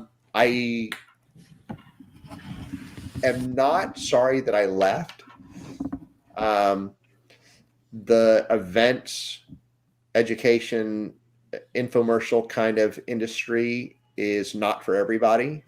I learned a lot, but it's not someplace where I wanted my career to end or to stay. I had seen old timers who had worked a long time in that industry, and it chews you up. So some people thrive in it, and more power to them. I knew that I was not going to thrive in that industry. It's too stressful. A lot of industries are stressful, but that particular one, you got to find. I guess you got to find an industry that matches how you handle stress. It's the stressors have to complement what stresses you can tolerate. And I knew that long term, I wasn't gonna. That wasn't for me. Not only that, my wife is firmly a Jacksonville person. She has no intention of leaving here anytime soon. And that is one of those places where there are only a few pockets, and Jacksonville is not one of the biggest ones for that industry. So I would be winding up moving out to Salt Lake City or Austin or Dallas or someplace like that. And I just like I so that's why I tried to turn it into a biz opportunity here, and just ended up not paying off. Sometimes you take a gamble on a certain approach to an opportunity, and it doesn't work. I learned a lot. I learned a lot about myself. Learned about things I like and don't like. I have respect for entrepreneurs who make it, and manage to do something really cool with what they do. Entrepreneurship at the time wasn't really for me. So, and uh, I'm more of a, I don't know. Like I said, entrepreneurship just wasn't my bag at the time. I'd probably do it again, but I do things very differently than I did then. So Indeed, most definitely. And from April 2006 to May 2007, you also did some video protection work and play some past traits that you had as a creative director for the Owens Research Inc. Incorporated. Uh, yeah. how did you get involved with them? Well, that was the one that I was mentioning that I had gotten. I went. They were. They did manufacturing of tubes, hoses, and parts, and all that sort of stuff. And that was kind of neat because I was taking over for their old creative director who was leaving because he was getting married, and he was actually going to be working in his new family's business, and he wanted to. They were looking for a new creative director, and um, he was really good with print material, and I had those skills as well. But he didn't have a very strong web background and had no video background, and so those were some skills that I had coming in, and so basically I was able to kind of start moving us into some new directions. Unfortunately, the owner, um, they had some financial issues, but also the owner was he wound up having inoperable prostate cancer, so he ended up passing away not long after I left, and so it was one of those things where the company was pretty much it was it was pretty much the baby of the owner, and outside of him running it, there was no real hope for it, and the company wasn't going to stay in business, and so I left. They put me on contract, and so that's when I started looking for another job, and that's when I went to Football Fanatics, which became Fanatics. Indeed, most definitely. And yeah, you were the owner of the Sunshine State graphics company. What made Oh you yeah. name that one, and what's the stories behind the 3 years and 9 months there? That was what I was saying. I started my own business, and um, it started. I was just looking for a name. I wanted to. I started the business. I didn't really have a name. The name I had for it was Profit Arts. Um, Creative stuff around profitable marketing, and I just it took time to explain to people what that concept was. So I changed the name to soon after to Sunshine State Graphics Company because that was an easier thing to explain. I didn't have to explain it. Now people, oh, you can help me do this. You can get my signs. You can help get my premiums, my squish balls with my name on them. You can get my pens and my shirts. And so I did everything from apparel to if you could print something, if you could print it on something, I did it. Everything from business cards to billboards, I did them all. I did truck wraps. I did just the range of printed graphic stuff I did. Uh, I look back through some of my photos and I'm like, man, I did that. Um, and I did like 90% of the design work and 100% of all the production management for all of it. And that was it was a neat job. It was a neat career that allowed me to develop a lot of really cool skills. But again, when you're that guy and you're the only guy, and you can't really, you're either in, when you're an entrepreneur and that kind of thing, you're either selling or you're doing. If you're not, if you're doing, you're not selling, and if you're selling, you're not doing. So uh, you've when you're the best salesman for what you do, you got to find somebody else to do it. Or if you're the best doer for what you're selling, you got to find somebody else to sell it. And I just found that I tried hiring friends to help out. I tried um, getting a friend of mine to help do some sales for me. She was the salesperson for another friend of mine working in the same office, and that just didn't pan out.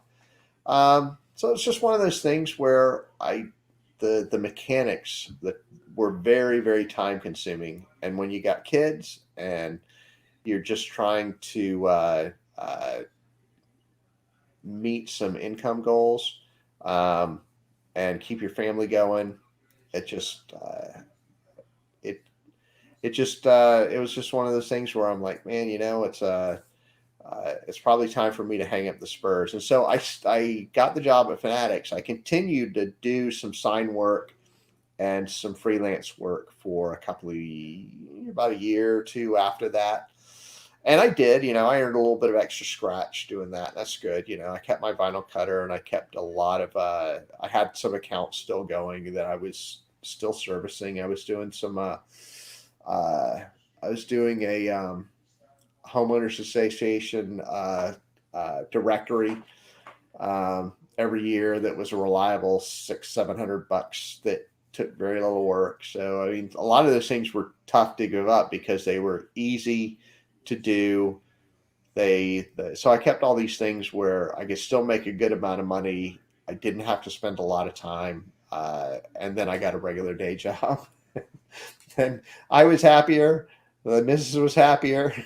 Kids, I think, were happier. Um, so that's how that went. So Indeed.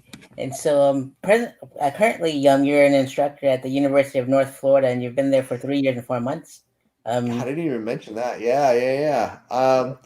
That was one of those. That was a WIFT payoff. I was at WIFT, and a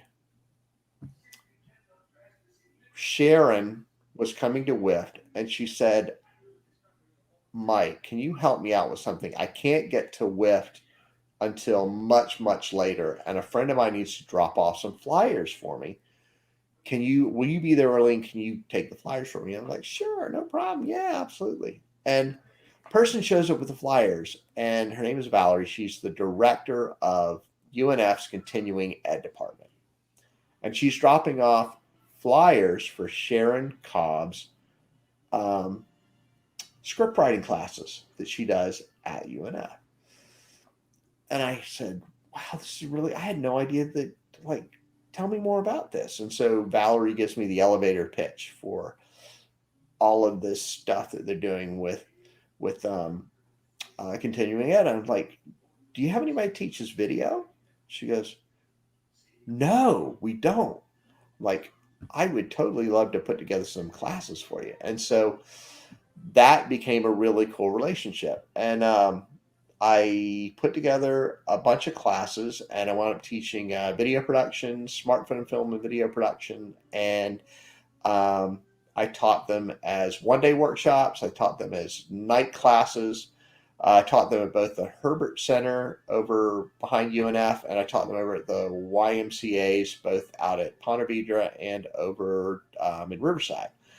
And really good, fun classes. A lot of good students. Did some, the chance to be, to teach some of what I do was a great opportunity. I put those on hold. We were going to try to actually do a summer camp. COVID kind of messed that up. I just didn't see. We talked about doing it, and I wound up being busier at work since COVID started. Imagine that. Everything started moving towards video, so I got slammed with work, and so I basically kind of put all that stuff on hold, and I decided not to do anything for this fall.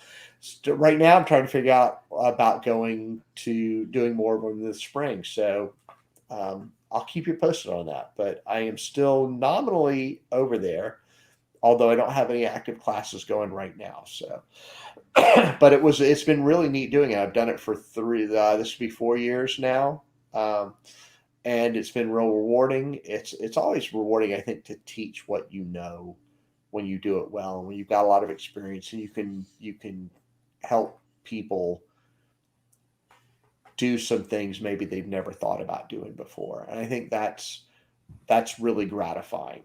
Um, but again, it's kind of at the one of those. I'm trying to figure out where I want to go next, and is teaching going to be part of that? I'm still working that out, so I'll keep you posted. You see something on UNF's continuing ed for spring, you'll know I've decided to stick with it and keep doing it. Again, I'm not sure. I'm still working through a lot of that, so I'll keep you posted. So. Awesome. And then Fanatics came up a lot, and so that's our what is up next. So you've been there for 13 years and 4 months. What's some cool stories from Fanatics? What's what? Some cool stories. Cool stories from Fanatics. Oh, let's see. Well, I probably met and filmed, photographed, interviewed, or some combination of the above, probably over 100 athletes. I've been all over the country and Canada to shoot everything from commercials to B-roll. I basically am the in-house digital media producer for Fanatics. So all the stuff we produce in-house and a lot of stuff we get material from outside of the company to in-house winds up getting produced by me for other things. So a lot of my stuff goes to, let's see, a lot of training products right now, video recruiting. I mentioned the bias training program that we just released last November. Just put together an animated video that lays out our whole benefits package for new hires. working with a couple of recruiters. We just finished putting together videos that walks new employees through the hiring process for their job, and those are two 10-minute videos. Do sales pitch videos where we take a lot of footage of what we do, we mix it up with other things, music and whatnot, and then some of these sales guys or the high level negotiators use the videos to kind of showcase what the company does to partners and prospects and other people that we're looking to do business with. Some of the cool things, uh, you'll notice it's on the LinkedIn profile. It's the Kobe hat. Most people know who Kobe Bryant is. And we took this video off of our social media, but until we had it, it's one of the biggest videos we ever did. When I had gone up for a shoot at the NBA store in beginning of 2017, like February, March 2017. And I was getting just a lot of general footage of the store. And then I also had to put together a spot for, they were building a new Mitchell and Ness display. Mitchell and Ness specializes in throwback jerseys and old style jerseys from like the 70s and 80s and stuff like that. And so they were putting this together, this new area. So they asked me to put together a video that showcased it. So we put together this cool video where we put like a 70s jazz funkadelic kind of track to it. Did some pans with some logo pans where you basically you throw the logo up and you pan with the logo on the screen, which is very kind of 70s style thing to do. Did some dolly ends and some just some dissolves and some things. We did an interesting effect with one of the mirrors, and the the guy that's the social media for the NBA store is there. He works for the NBA, and he says, "Hey, we've got this hat, this Kobe Bryant hat. It's a $38,000 snakeskin and leather and gold leaf hat. And can we get some footage of it? I don't know what we're going to do with it. I know we can do something with it. I'm not sure what I want to do with it yet, but can we just get the footage and then we'll figure it out later?" I'm like, "Sure." And so we spent about an hour shooting a bunch of footage with kind of a story progression. When you're shooting a B-roll and you're shooting something like that, you want it to have a beginning and an end.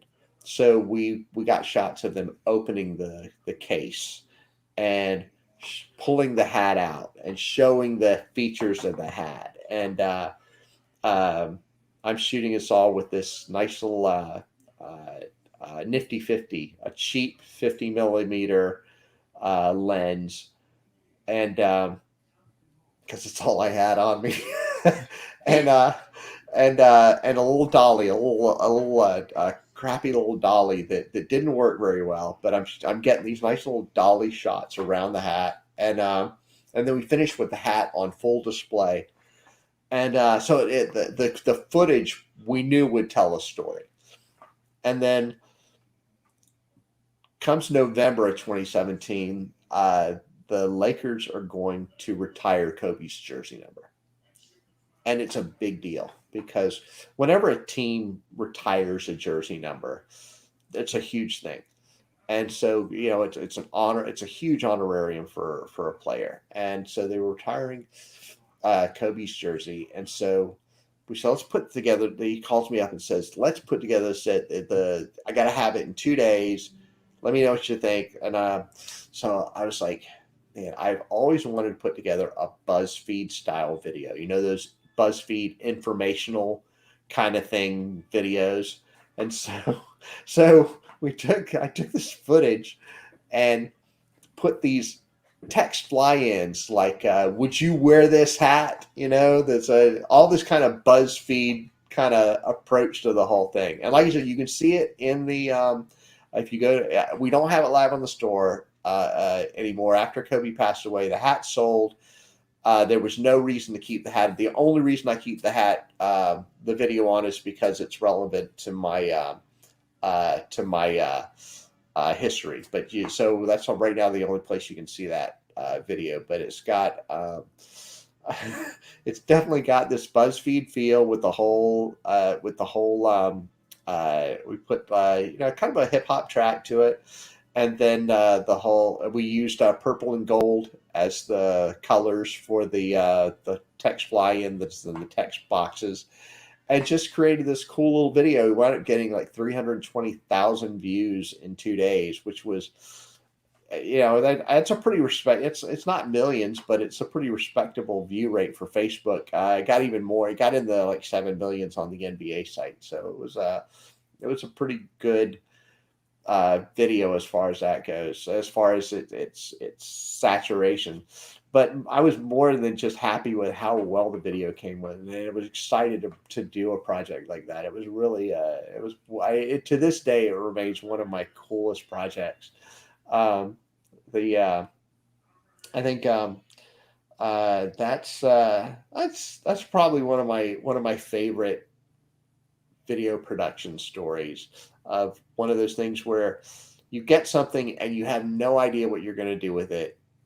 You have kind of very loose idea, and then 8 months later you wind up doing something that winds up being completely awesomely cool with it, that you didn't plan. You didn't have a great, it's just, let's just shoot this footage and shoot it as good as we possibly can and figure it out later.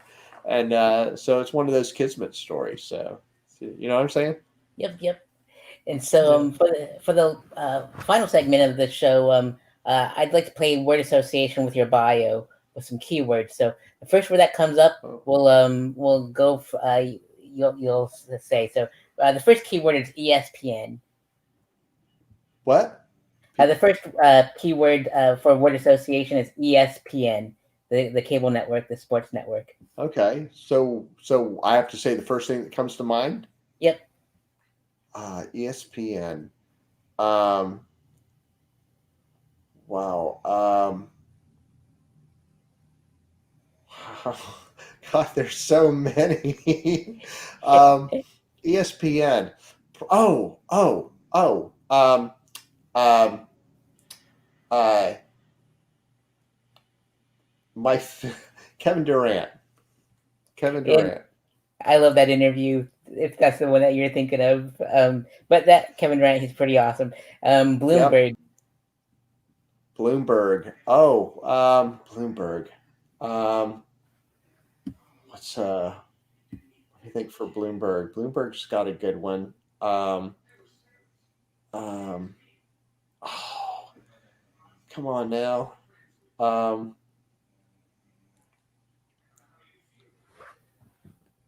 Bloomberg would probably have to be. Um, Bloomberg is probably going to be. What's his name? Um, he he's now with the Lakers basketball player. Um, it's only the greatest basketball player in America, Mike. Um, LeBron um, James. LeBron James, exactly. So Indeed. CNN. CNN. Wow, CNN. Probably is going to be the Cubs. Cubs. Indeed. Yep. NBC.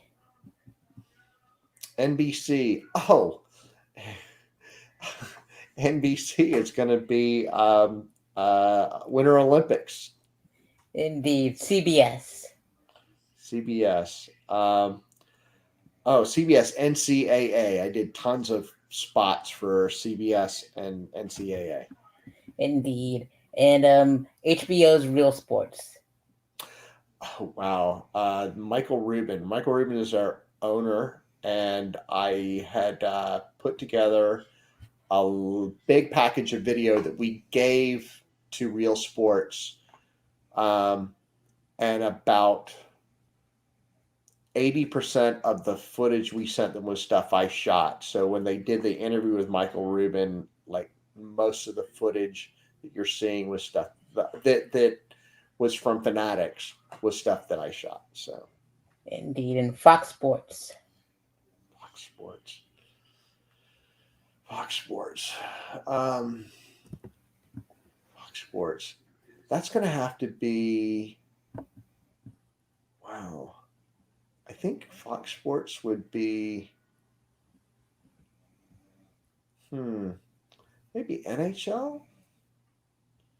Fox Sports. Fox Sports be NHL. I'm going to go with that. I'm going to stick NHL in there.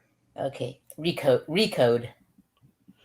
Recode. Oh, our CEO Doug Mack. I had put together some stuff featuring Recode articles in a big animated uh, video that we did. It was basically, so here's the thing: when you're,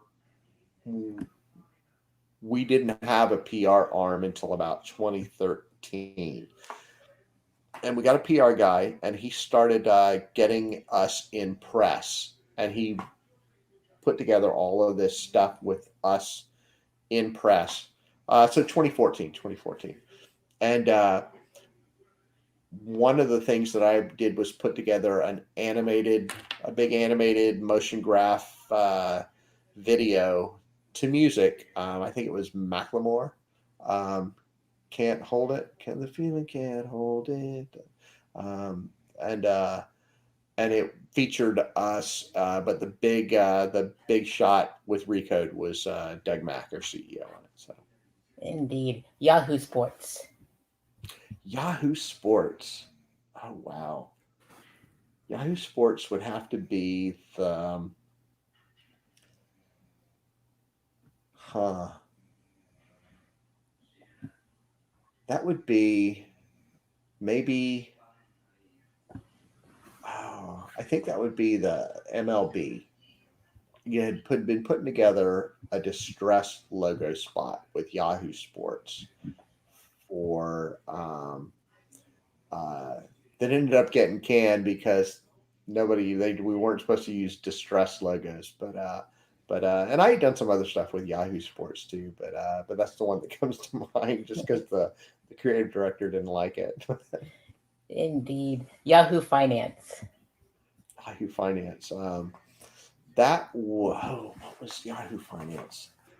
That was, I put together a package of B-roll for Yahoo Finance. They ended up doing a story on us, and they used a ton of my B-roll for that story. Indeed. So Fast. B-roll, B-roll, lots and lots and lots of B-roll. Indeed. Fastcompany.com. Mass company. Photographs. Um, basically, basically, I grabbed screen grabs in our video in terms of photos that we ended up supplying them. So Indeed. NFLshop.com. NFL Shop. Oh, NFLshop.com was kind of cool because I did Super Bowl ads that for our Authentics guys for for that. So that would be Super Bowl.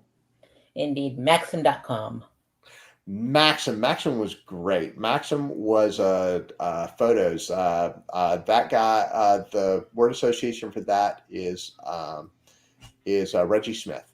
Reggie Smith is an NFL football player who came to work at Fanatics. He and I are still good friends. He's since moved on. He's working.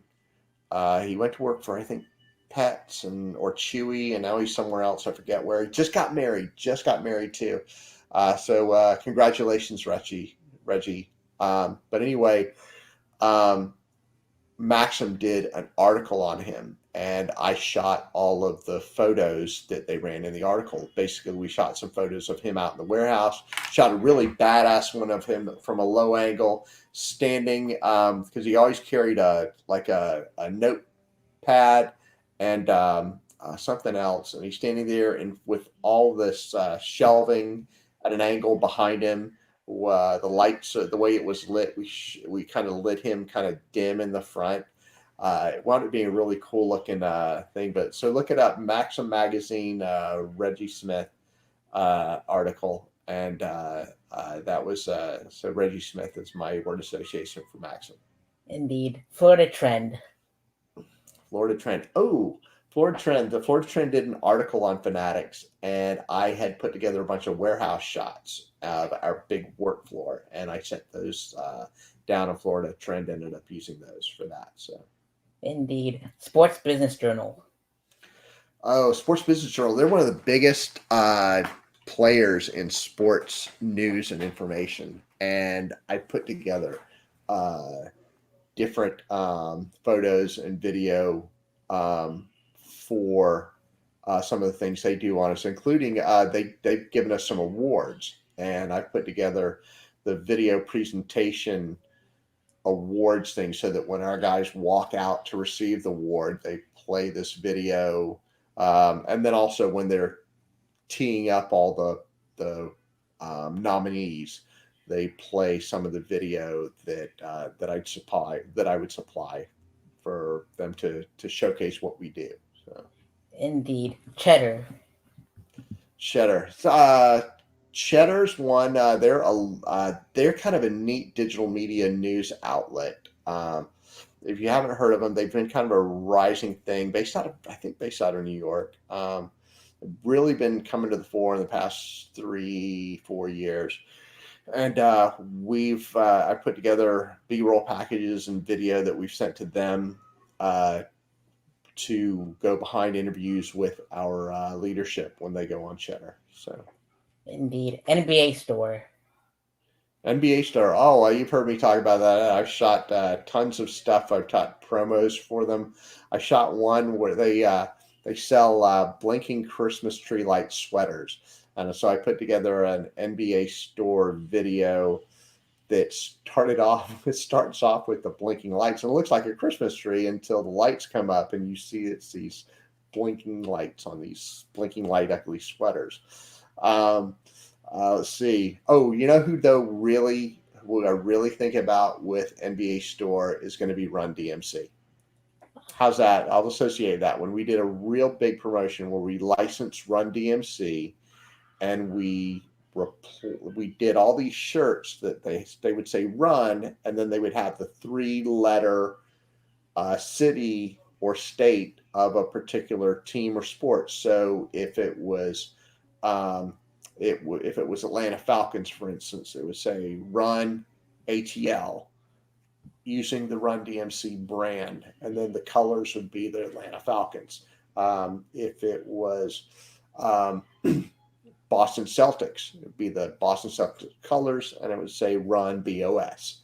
And so Run DMC was there we went up there to do the kickoff for this, and we had press there, and they wanted us to film in the background all the stuff going on for our own purposes. And so Daryl from Run DMC and his son were there talking to people, and I got this awesome interview with Daryl talking. He's talking to a guy that's there interviewing, but he starts talking to me and I'm not even have to actually interview. I just have to let the camera run and let this guy talk, and he's just totally riffing on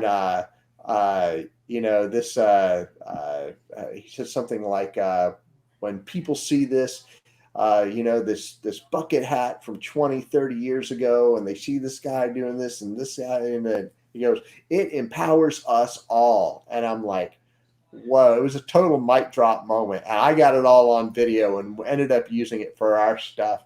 So that when we went back and actually put together some of these videos for pitches, we stuck that in, and it was like, wow, it was like it was a total mic drop moment in the middle of these pitch videos that they're ended up being a great thing to do. So, Indeed. NFL Players Association.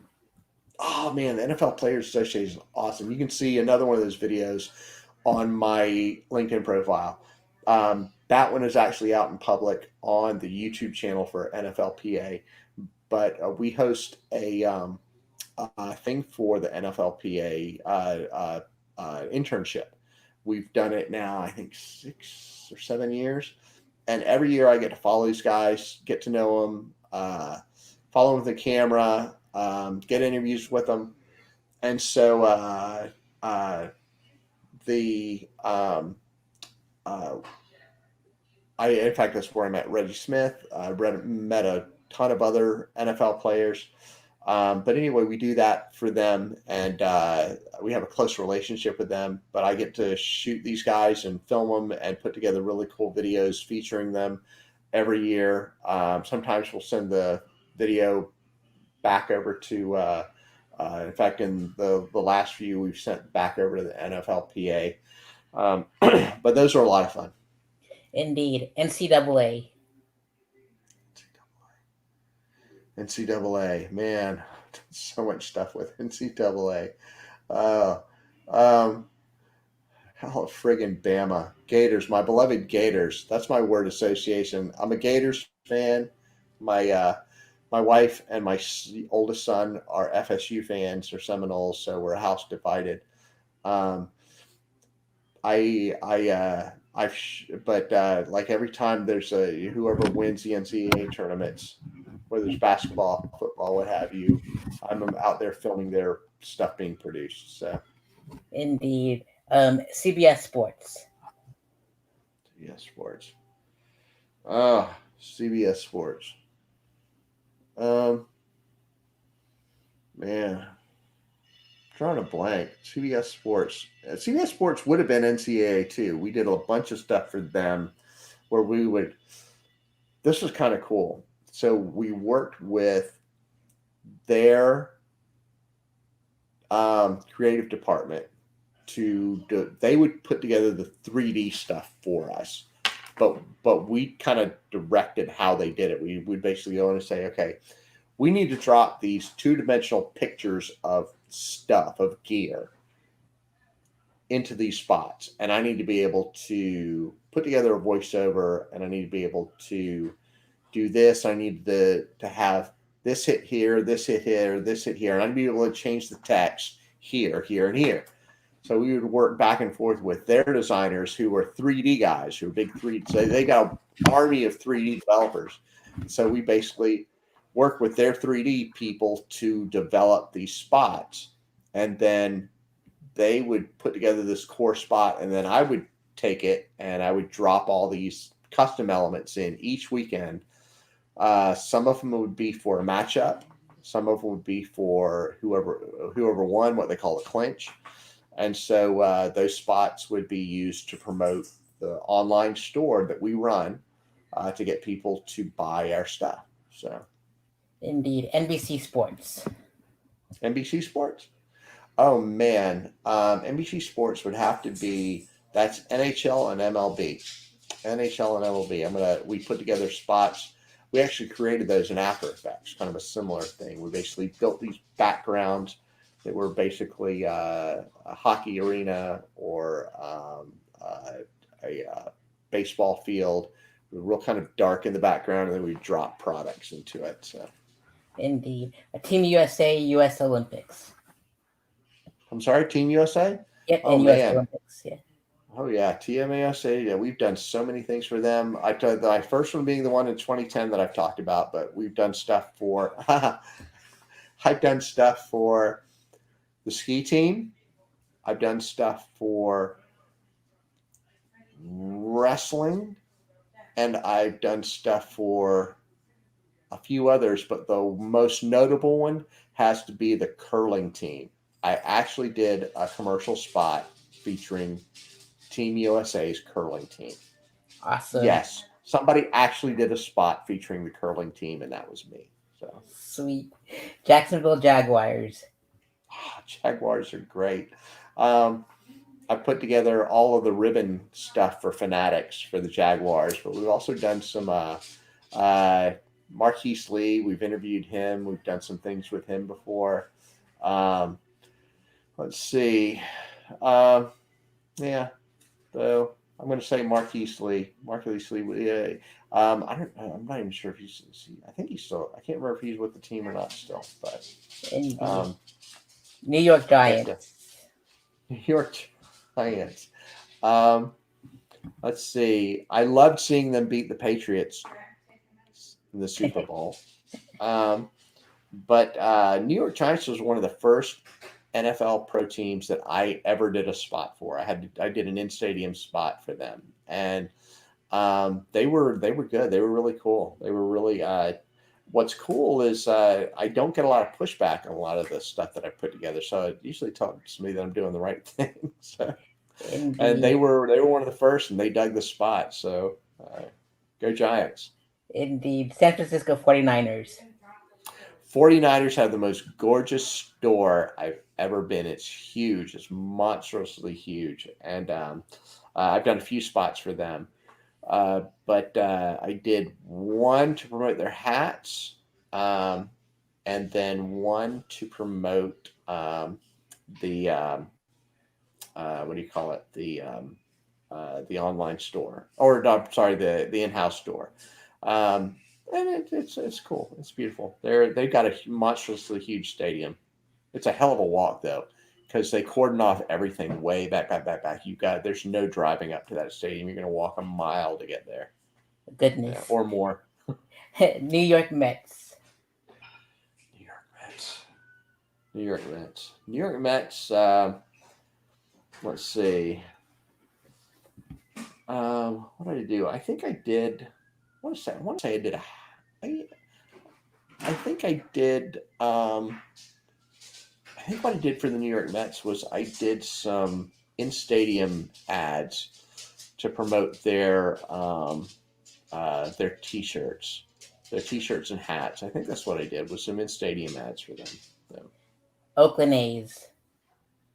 Oakland A's are awesome, man. I did them. I did in stadium ads for them too, but I also got to go and film their stadium. Uh, what a lot of people don't realize is that and I think this is the last year they were doing it. The Oakland A's stadium is one of the last dual use stadiums in America. The Oakland A's stadium is baseball and football for the Oakland Raiders, and they uh, there is some uh, season overlap usually in early football season, late baseball season, because football season preseason starts in August and kicks off in September, but baseball season doesn't end until October with World Series. So you've got a little bit of overlap there. And so for that overlap, it's a huge thing to move that field around and turn it from a baseball stadium back into a football stadium, from a football stadium from back into a baseball stadium. It's an old stadium too. It's one of the older stadiums in the in yeah. When you consider everybody and their grandmother wants to build, and every owner wants to have a new stadium built for them all the time. The It's one of the older stadiums, but we did a cool shoot there. So New Orleans Pelicans. we did those were some animated spots we did for them to promote on social media, and we did a series of them, and one of them was it was the funniest one I did was because it had the you guys know what a king cake is. Yes, uh huh. You know what a king cake is. So a king cake, to explain for your viewers, um, for Mardi Gras, on the lead up to uh,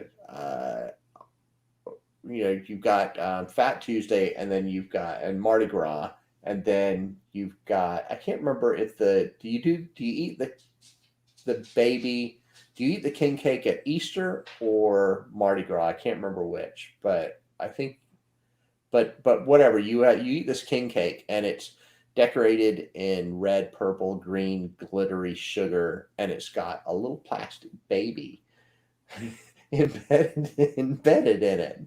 And whoever, it's like the whole throwing a dime in Black Eyed Peas for New Year's. Whoever gets the baby has good luck, and so the king baby is this thing, and so they wanted to do a they wanted to do an ad based around Mardi Gras.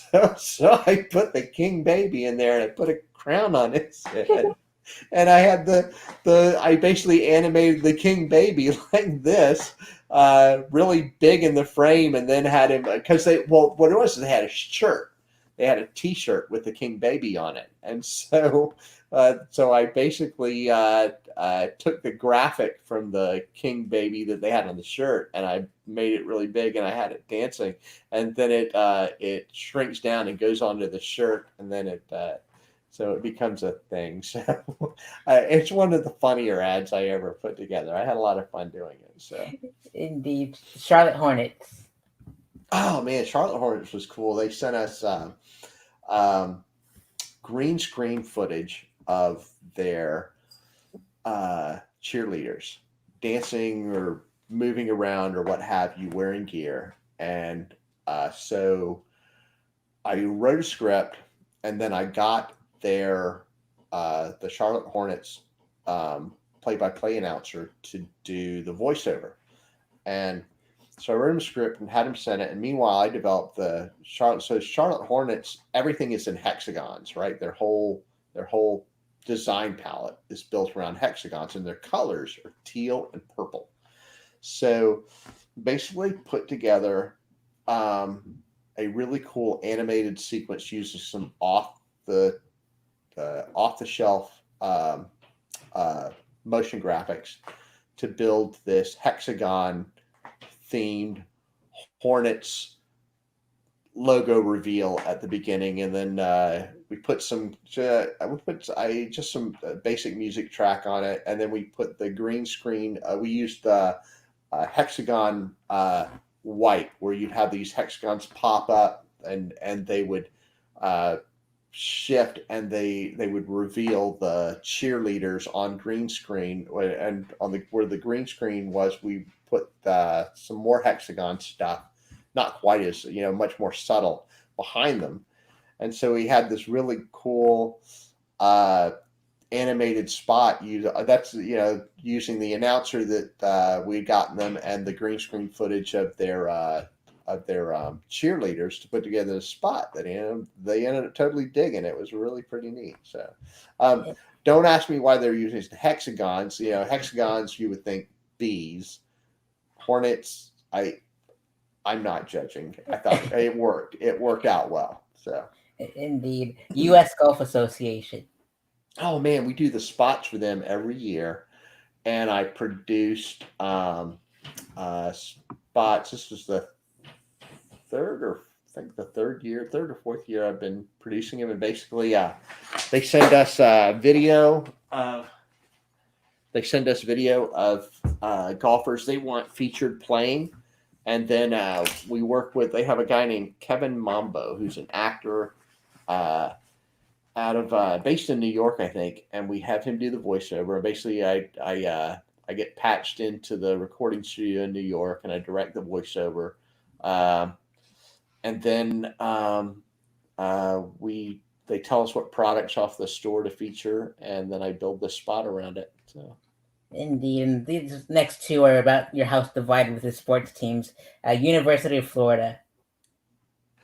The University of Florida was the very first commercial I ever did when I walked through the door at Football Fanatics in June of 2007. And the you've had me on the we've been going almost 2.5 hours. Yeah, it went by. I told you we were going to go deep diving into your career. Wow.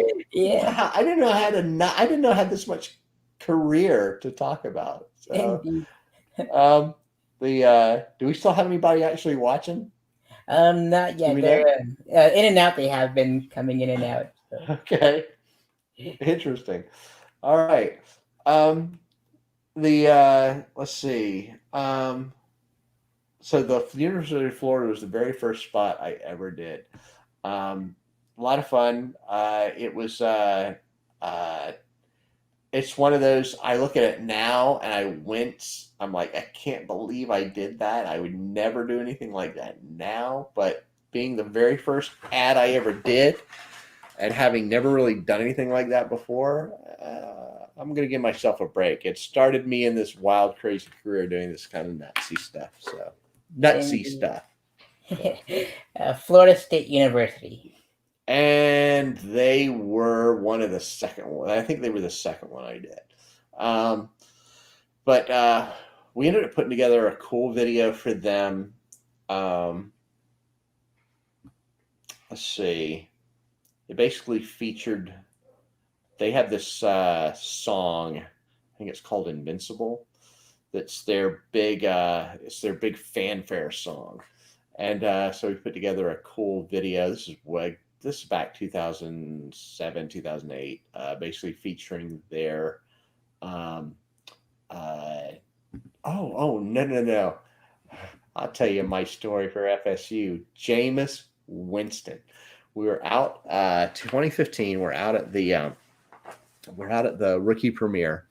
Uh, so every year, NFL rookie premiere is when the 40 or 41 most marketable rookies are taken out, and they do their tops and their Panini bubblegum card photo shoots and their EA game scans for Madden football, and they get media training, and they get tons of they get talked to by this, that, and the other person about being a pitch person, or they get media training. They get tons of exposure. They get it's basically a 3-day event. They get their first look and their tryout of their new uniform. So it's a big deal for a rookie. It's a big deal for everybody involved. And our first year doing it, Jameis Winston is the guy. Jameis Winston, to refresh everybody's, he was came out of FSU, Heisman winner, guy that just was on everybody's radar. He was the top pick for the NFL that year, and went to the Bucks. And my oldest son was graduating high school, and this is all taking place at end of May. And my son is graduating high school. The premiere runs Thursday, Friday, and Saturday day. My son is graduating Sunday. At the time, going into it, we weren't sure that I was going to be able to get back in time for his graduation. Was able to pull strings. I didn't need to be there for Saturday night, so I could leave Saturday night, take the red eye, and get home in time for his graduation on Sunday. And so he's of course, a big Jameis Winston fan. Just kind of, hey, Dad, if you get a picture of Jameis Winston, cool.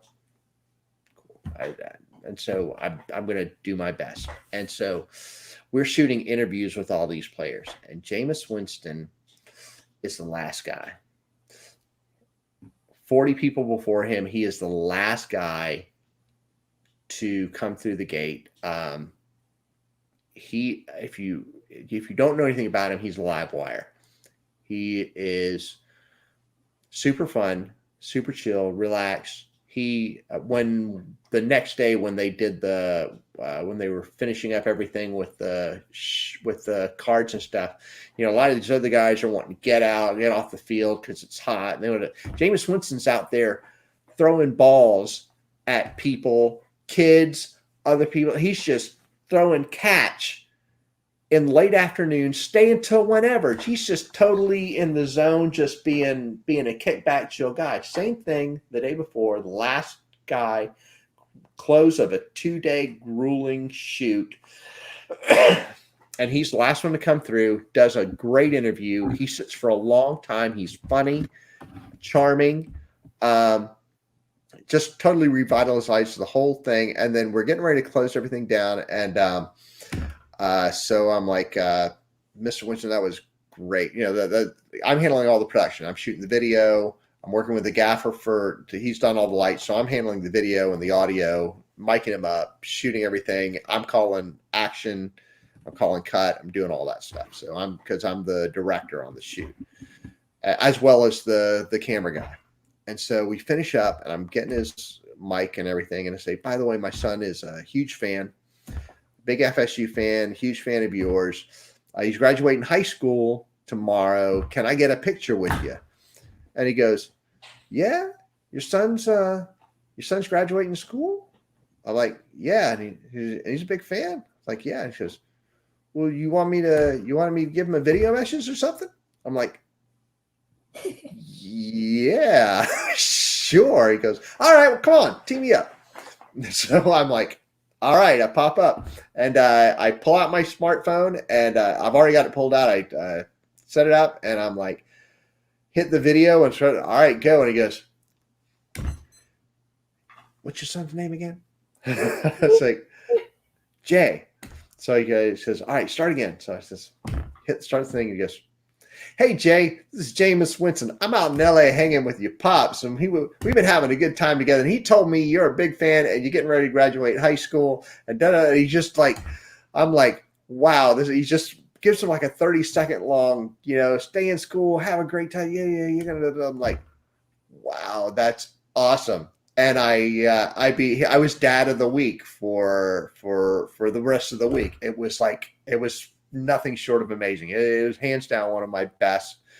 Out of a lot of good stories, which hopefully I don't know if you found these boring, interesting, exciting, what have you. But out of all the stories that I've told, that's one of the tops. So I love every.